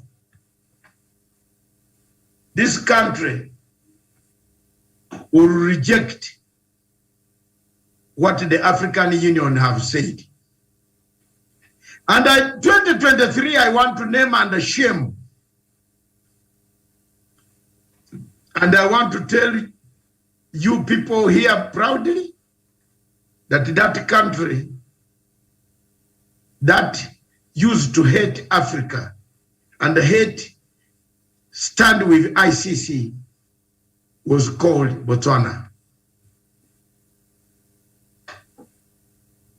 Is that very good, Daniel? Is that very good, Wanda? I've come out open. Botswana, everywhere, Botswana used to, among the 34 states of ICC ratified states of Africa, Botswana was always against a decision I wanted ICC to go and investigate and detain Uhuru Kenyatta and William Ruto in The Hague. All the time. Another country that was very dangerous was Malawi. Under a lady called Banda, Joyce Banda, until I threatened her that when you come to AU, I will strip naked you. Gentlemen, nyenye mnasema mnafanya activism. Yenye iko wapi? When niambie, I wrote a letter. Daniel Wesonga. Daniel Wesonga? Yes, Doc. You are my researcher. You can wonder. Look for that letter that I wrote to Joyce Banda. Matsanga writes to Joyce Banda on ICC. I told her that I will strip naked you. Yes, itakutoa swali, itakutoa kitetei, itakutoa your dress in AU. She never turned up. She sent a big guy, a vice president, who was bigger than my size. So I looked for Joyce Banda in AU. She didn't turn up. Then I went and met. Then the vice president told me, you scared my vice president and my president not to come here. Now you come and sit down here and you explain to me why, what we have gone wrong. Let me tell you, there are good people in this world and good people in Africa. Ladies and gentlemen, I'm telling you frankly, have you found the letter, Wanda? I can't hear you. I didn't realize that you had read my mind. I was trying to. You are trying to find out. The letter is there. Dr. Matsanga writes to Joyce Banda, Malawi president. Type all those. Malawi president on ICC. It will bring out that letter.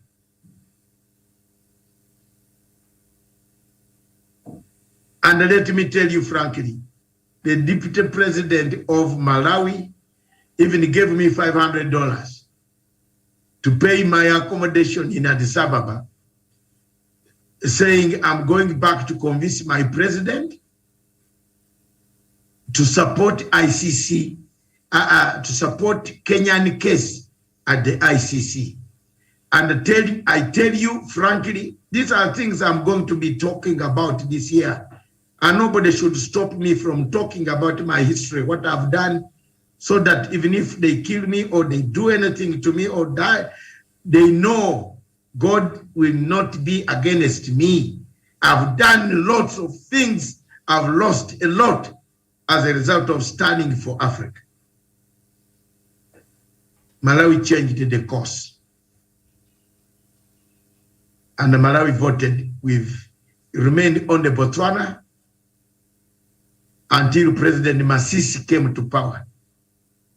But President Khama, who is now also in exile, who has got a warrant of arrest, arresting him to return to Botswana to stand trial on arms smuggling and training an illegal commando unit to overthrow the government of Republic of Botswana.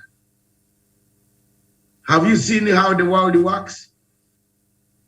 Kama wanted the Ruto and Uhuru Kenyatta to be detained and jailed. The only country in Africa that voted in favor of sentencing and making sure that the cases stand. So ladies and gentlemen, always learn that in these things there is sacrifice. But at the end of the day, the topic remains, globally we are strategic.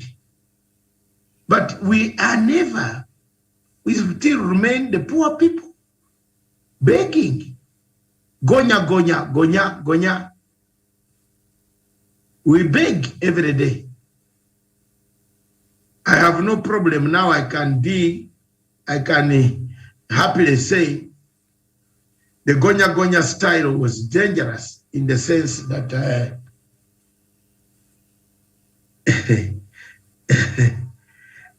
the lady was right to say Africa likes gonya gonya. Did you find the letter? Go to Africa, Pan-African Forum. It is there down in Pan-African Forum website. A very tough letter where he threatened to strip naked the president of Malawi, the former president Joyce Banda. I said, if you come to AU, I'll take off your skirt.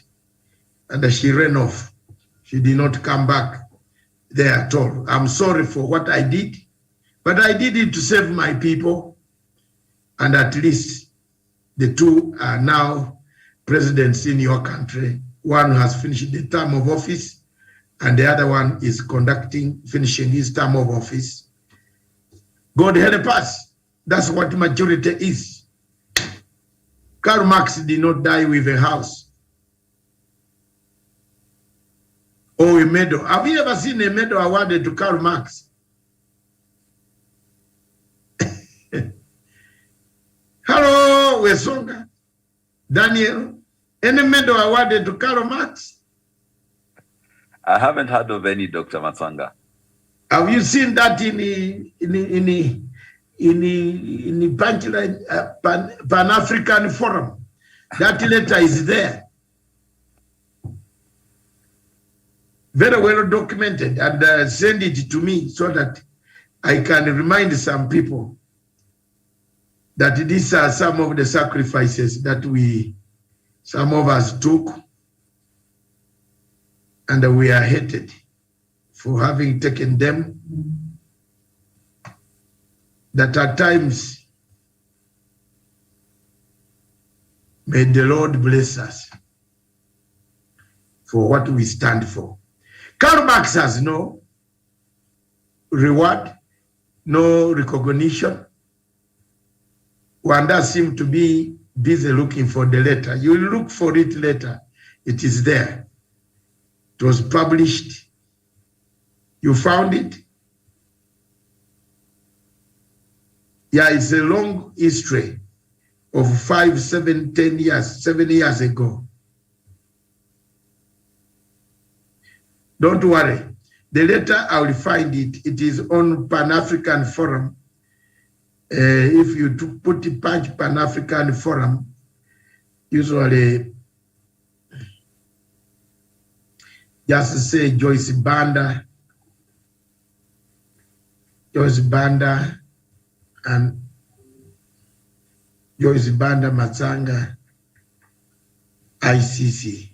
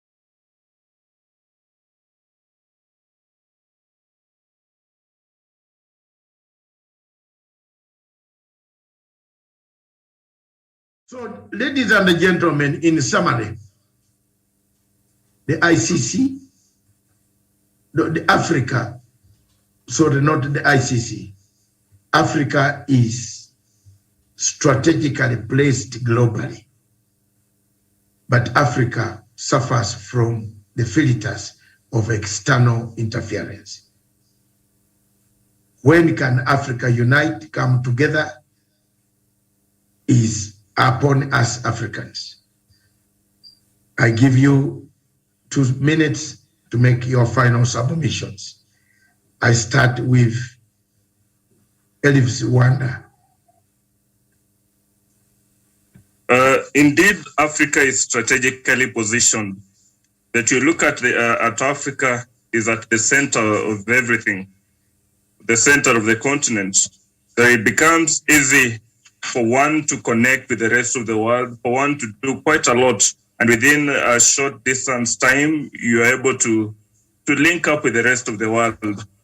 You also look into, different from the positioning, you look into the aspect of the riches in Africa, the climate in Africa, the arable land, and quite a lot.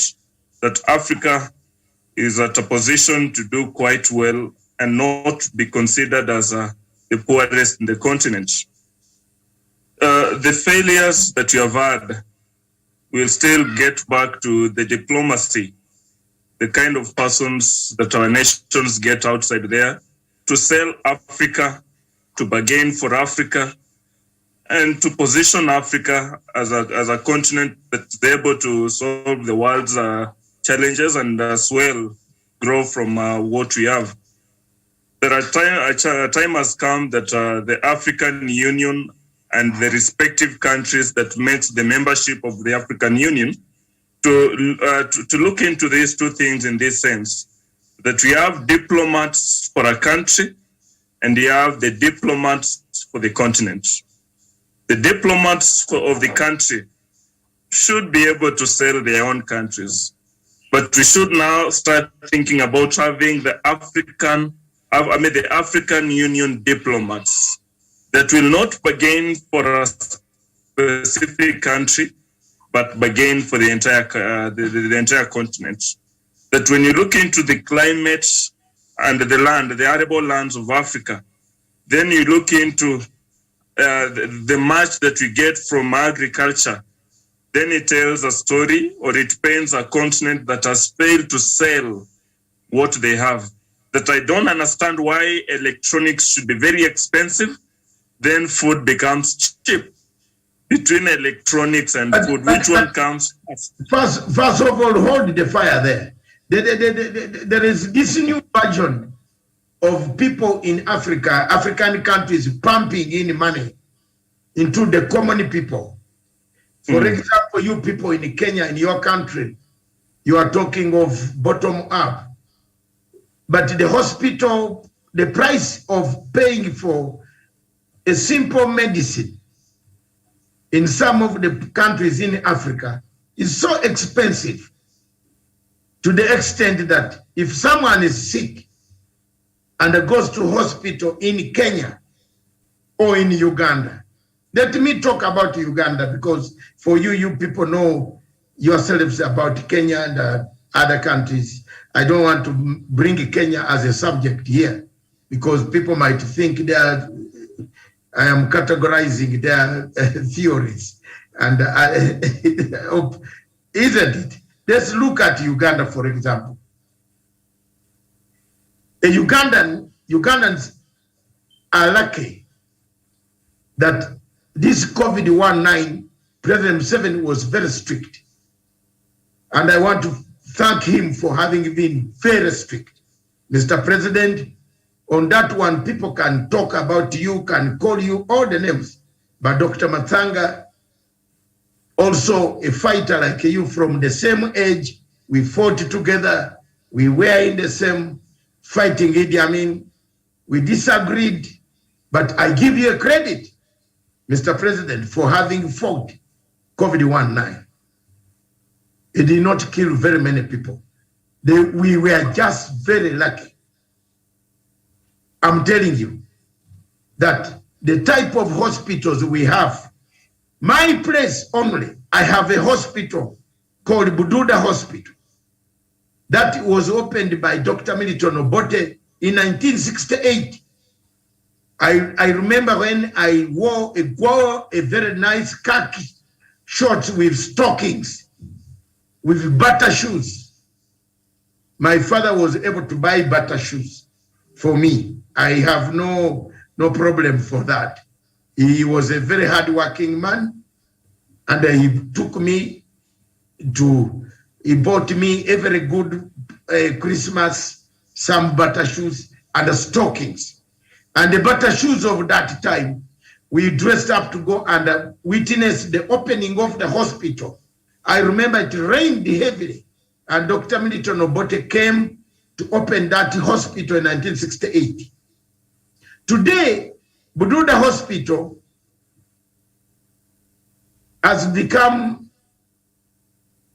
a cow dip, where cows graze in the theater.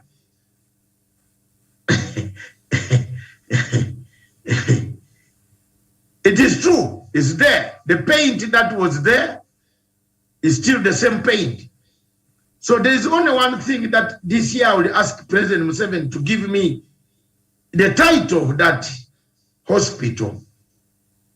There are people in London who would like to furnish that hospital to a first-class hospital, repaint. I'm talking here, I'm not going to discuss. Your Excellency, because you will pick, I've already tagged you with this clip. When you tell the Minister of Health, they will do middlemen who will want money before they approve papers. Nitupatie hiyo hospital, nianze kuweka paint and get people from London, from one of the hospitals in London. There are beds in London, beds that one spring is broken, it is thrown away. And Mr. President, if you allowed me to wash these beds in London and clean them, spray them with sanitized, cleaned and pack them and bring them tax-free into Uganda to that hospital, Mr. President, the wards will come back. Each patient will have a bed. Of course, mattresses are destroyed because of the type of diseases that each patient dies on. But if you go and get the metal, which is not rotten, but it is packed, brought, imported, exported into Uganda, Bududa Hospital will come back and serve so many people. There are people willing to do that. So I thank the President for having been very good on this one. And for me, the type of politics I want to deploy in 2023 onwards is not condemnation. It's not the politics of lamentation. You lament every day, lament. Africa writes lamentation. Surely with Professor Wanda, Doc, we write lamentations. Every African you find is writing a proposal, lamenting proposal. What for? Chinese come with their money. They put their money in a safe account. They constructed the motorway. It is here, everywhere. Have you seen people who used to wake up at 4 a.m. At 4 a.m., people used to wake up at 4 a.m. to go to your airport, Daniel and Elvis. Nowadays, they go to the airport in 6 minutes. That is development. So you give a credit where it is due. But when you have infrastructure like medical, hospital, health structures are not there, Even if you pump money into the people, one bill takes all that money. I was very saddened, and I'm still saddened up to today. As an investigative journalist myself, on top of the other credentials that I hold worldwide, Commonwealth and international investigative journalist, I feel sad that the media fraternity in Kenya cannot come together and pay the bill of Catherine Kasaburi. The government cannot come to the rescue, and it is, we put a pay bill number. This is Africa, where people who have done something have never been given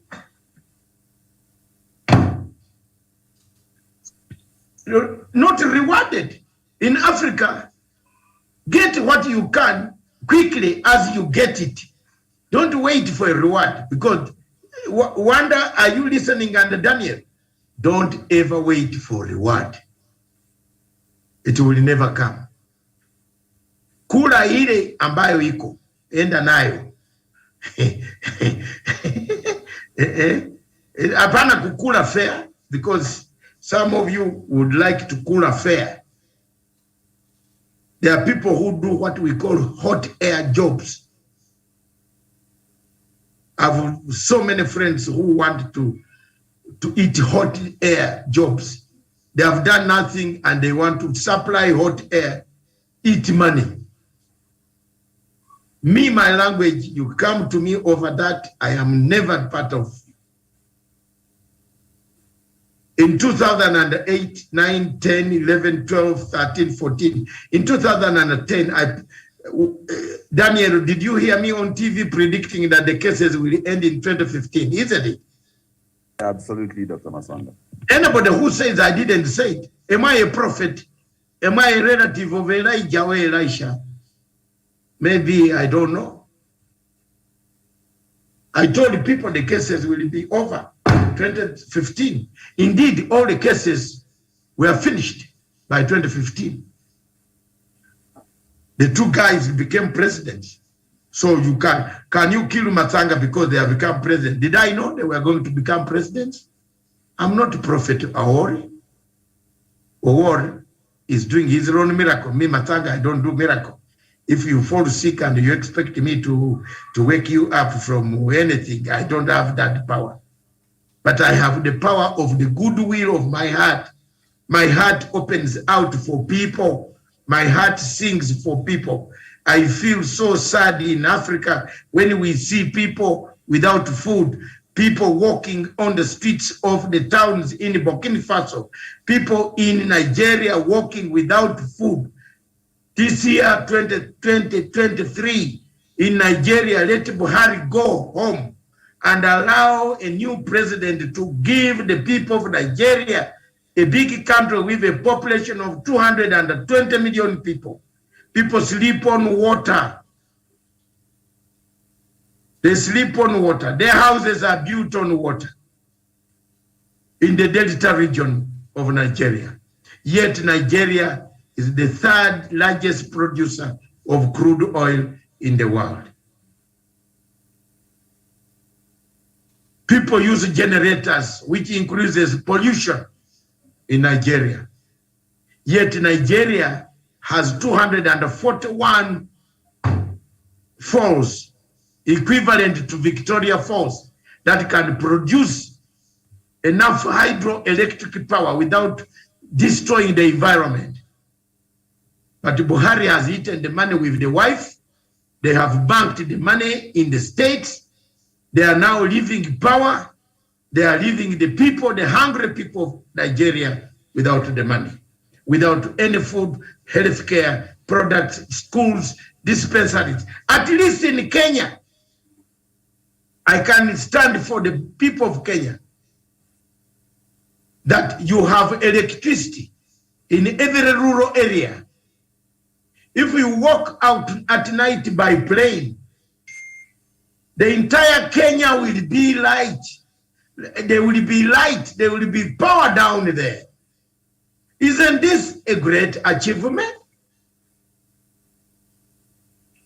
It's a great achievement. Oh, ye Africa. Wanda, go ahead, finish, and then Daniel, make your last remarks, and we call it a day. It is 1:44. We have stretched you, and I and Elvis Wanda, we shall be on it tomorrow. Another show coming in tomorrow, which is The Bold Step. Is it The Bold Step? Yeah, it is. The Bold Step. What bold step have you ever made? And tonight, don't forget Daniel Wesonga, the fair eater. That we have a Twitter space where Dr. Matsanga hosts. A topic is, why are we sucked up in the Middle East crisis as Africans? Why do they come to solve the problem on us in Africa? So Wanda, Elif, finish up your point. Daniel, finish up your point, and then we close, we go home. Thank you. As I was saying, that it has, time has come that as a continent, we have two kind of diplomats. We have the African Union diplomats that will sell Africa, that will brand Africa. Then we probably now have the nations diplomats that will now sell the specific nations, so that at the end of the day, we are able now to exploit our potentials as Africans, as a continent. Because as per now, having national diplomats, if a national diplomat fails, if they decide to eat the fare, then it means the entire continent fails. Then it means this country that is having, that has poor diplomats, then will always remain poor. And if one nation remains poor, a neighbor is affected, then a region is affected, the entire continent is affected. I'll end on that one, that let us use our potentials. Let us use our potential. Let us exploit our potential. What message do you give to your president when he's selecting ambassadors? My message to the president when he's selecting the ambassadors, I know he's a smart person. He's a doctor. Doctors are smart. Like we have Dr. Matsanga. So doctors are smart by nature. Doctors are not. No. Doctors are not smart, but they have the tools of analysis. Yes. Some tools of analysis, but not necessarily that we are all smart. There are some doctors who are not really very smart. Yes. Like a Professor Yusuf Lule in 1978, when we came from the bush after removing Idi Amin. If you look at that picture, draw that picture of Lule swearing in ceremony. The headquarters in Nairobi, bring that picture out. You will see a small man standing there with a briefcase. This was me. Look at that. Oh. Yes, look at the man with hair. You know, that when Professor Yusuf Lule was sworn in, yes, I was carrying the suitcase, the briefcase there. And then he said, Professor Lule said, "Oh, thank you very much, Ugandans. The thing that you wanted, God has delivered it here." Which means in Uganda said, "Chemalimu ayagaza mbazi, katonda chisude." I'm now speaking my Luganda. I will translate into English that whatever you wanted, what you wished, God has delivered it. Now, speaking to his fellow Baganda, and against us, I am Mugisu. Other people who fought the battle, Alangis, Acholi, Banyankole, Basoga, Now he was addressing his tribe. That's the problem that kills Africa. So not all doctors and professors are clever. Within 68 days, I am sorry, I don't want to incriminate myself, but we overthrew His Excellency. And the President Museveni, you are watching me, we plotted that coup with you, all of us, including you.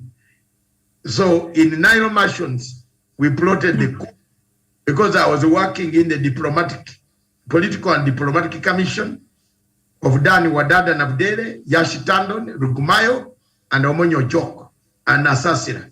Matsanga was number 6. I was working there. We are the people. We had just come to power. We are just rearranging. Idi Amin had just gone. Very young man. Bwana. I've suffered. So, we plotted to remove Yusuf Rulay. 68 days in power. He was removed. We removed him and put him under house arrest, threw him out of the country to Dar es Salaam for Nyerere to look after him. And we replaced another man. Now the man we replaced, it springs from your word of doctorship. The next one we replaced was also a doctor. This was Queen's Counsel called Binaisa Godfrey Binaisa QC, a lawyer of the highest integrity on planet Earth. When he sat in the chair, this chair, he said, this chair is very sweet. That one, after 1 year and a half, we overthrew him. Again, we put him under house arrest. You know, I have witnessed so many coups. We put him under house arrest. And together, all these things we are doing with President Museveni. All of us, we have been there. And God will judge us later, all of us. And President Museveni was a member of the military commission. I was a member of the political diplomatic as a worker working in the secretariat. And I was one of those they targeted to arrest because I was pro Rugumayo, who was the chairman of the Consultative Council, which was governing Uganda by then. So here I am. Look at this guy. We brought in Dr. Milton Obote. Second time, my president. I worked with Dr. Milton Obote as a PA, like a Jomo. That's why when I see people Jomo running, I keep quiet because I've been there before. You know, I've seen exactly what it means to rub shoulder with a president, to smell his perfume every morning. So, wonder. In 1985, 27th July, 10 o'clock, Saturday, our own troops, generals, came and overthrew us. This is your man you are talking to today. Have I summarized it for you? So doctorship does not pay. If you're a doctor and you don't know how to look after yourself, Elvis, you can't survive. It is only tools of analysis that survive, that make you work. You can have 200 degrees in business management, but you cannot run a kiosk. Am I wrong? There are people with masters in business administration, but they cannot manage a kiosk, a small kiosk in Southlands or Eastlands or Karioko. He might not even know that something is wrong. So these are some of the things that everybody takes very serious concern. These are some of the things that we as Africans look at. So finalize your sentiments, and we give to Daniel. We make it a day. I have brought you out of your holiday. Yeah. But here we are.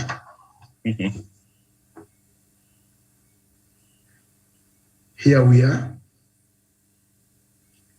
And we can finish it up. But we have educated Africa. Why do we beg? Why do we beg every time? Yet we have resources. Why does Africa beg? Why should Kagame stage manage to shoot down a plane of another president now? This is another allegation that has come just now. So what is it for? We can work together. If it is sharing Congo, let's share. Congo is going to cause us problems. Congo has killed so many people before. Why don't we share the resources amicably in Congo? And say we divide Congo into some states. And we say all the money you collect from this state, give to central government in Kinshasa, 80% and take 20. Rwanda will be happy. Congo will be happy. Uganda will be happy. Take 20 for free. Free. That's okay. Let's reassemble Congo, gentlemen. Because these accusations that I'm hearing that the plane was going to be shot down, it worries people like peacemakers like Uhuru Kenyatta who should be flying around that area. These boys can bring you down. Yes. I am now an elder in Africa. I have to speak my mind. Because I can't wait until the last day of judgment when God will ask me, why didn't you speak about this? Eh? And if it's 1 second, 10 seconds, then Daniel, you finish up. We want to finish exactly at the dot of the hour. We have 3 minutes. My parting shot, let our presidents pick diplomats that will be able to sell, to brand the nation positively. Let us, even if Not it's the ones that cool affair. Yes. So even if it's a politician, let this politician deliver. Whoever is picked, let them be picked on the basis that they will deliver. If one fails to deliver, we have thousands and thousands of learned persons in the country. We have thousands and thousands of patriots, Pan-Africanists that will be able to deliver. There's no need of having a person who goes and a cool affair na afanyi chochote. At the end of the day, this is a person who is a liability and not an asset to the country, not an asset to the region, neither they asset to the continent. I yield. Thank you very much. Ladies and gentlemen, on that note, Wanda, let me turn to Daniel. Your parting shot, Sandra, make it short. Thank you so much, Dr. Matsanga. For me, this new year, perhaps I'm just looking forward for a moment of realization for the African continent. I'm looking forward to a moment where, just like China, like India, and many other former third world countries, Africa is going to look back and be able to realize the potential that is potent in the continent and be able to do away with this talk and this charade that we've been taken through by the Western powers. We've been wasting a lot of time, Dr. Matsanga, trying to make good working terms with the West with very, very little to boast about. But if Africa can realize itself like the Chinese did so many years ago and were able to build a robust economy to compete with the West, which was their colonizers in the earlier years, then Africa will be able to rise even beyond what China is and what other other countries in the East are. Because unlike China or many other, like India or any other Asian tigers, we are actually blessed with resources. We are blessed with the very, very fertile soils and a very, very good climate. So how I wish that Africa will shift the way they perceive things and the way we've been working with the West, in that we become self-reliant and we look towards innovation that will be actually able to bring good progress to our continent. That is the moment of realization that I'm looking forward to this year, Dr. Matsanga. I submit. Thank you very much, my dear brother. Thank you very much, all of you. This has been an excellent show of Matsanga Global Trends. Matsanga Global Trends looks at all what is happening around the world. We try to bring it together, look at some topics that are outstanding, and talk to the people. We have talked to the people for the last 3 hours, and we thank God the Almighty in 2023 that He has given us the courage, the encouragement, the support, the tenacity, and the steadfastness to talk, to impart knowledge to the people, those who don't know. And those who want to know this year will know it. But mark you, Africa needs to talk. Mark you, Africa needs to wake up. Mark you, it is strategically global market. But if we don't utilize our global market apparatus, we could be bringing more tourists here. We could be operating more and more companies here that carry tourists in huge numbers. But we don't unite. There are more tourists in Uganda, for example, who would like to go to Mombasa. There are more tourists in Mogadishu. There are more in Tanzania who would like to see what Dar es Salaam is. But we don't do it. We are self-centered. We always kill Africa as we make our statements. Is Africa going to rise and shine again? Thank you very much from Dr. David Matsanga from the London studios, plus our satellite system in Berlin that actually propelled us, that has propelled us for the last 7 years. I thank you very much. The people of Abazonia, my people, I thank you very much. Remember, there will be an open rally on 11th of an open lecture on 11th of January 2023 in conjunction with London School of Economics and the Chatham House. I've been invited as a keynote speaker in the East African London School of Economics community. And I will issue a statement in London and I'll speak to that lecture 2.5 hours on American foreign policy on Africa. Students of political science and international relations who would like to attend this seminar, the flyer is going to come this week. Book your time. It's a free session hosted by East African London School of Economics together with Metropolitan University of London, put together in Marriott Hotel in London, near Heathrow Airport. And we shall be giving that lecture. I will be giving that keynote speech and conduct any questions, answer on American foreign policy on Africa. Has it worked? Has it failed? Looking forward to seeing you and hearing your views, and especially Dr. Elif Wanda and Daniel Wand. It will be at a late night event, so you will not say you don't know. It will catch you at a time when you can be able to listen very attentively. And it will be moderated by 7 of my former professors. Some of them are pro-East, some are pro-West. Thank you very much. This station, therefore, is for Africa. But before I say that, tomorrow is Africa business. Africa business.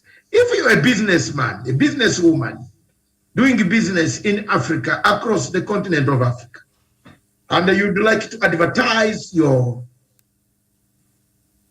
company on our platform, our adverts are not costly and we don't charge.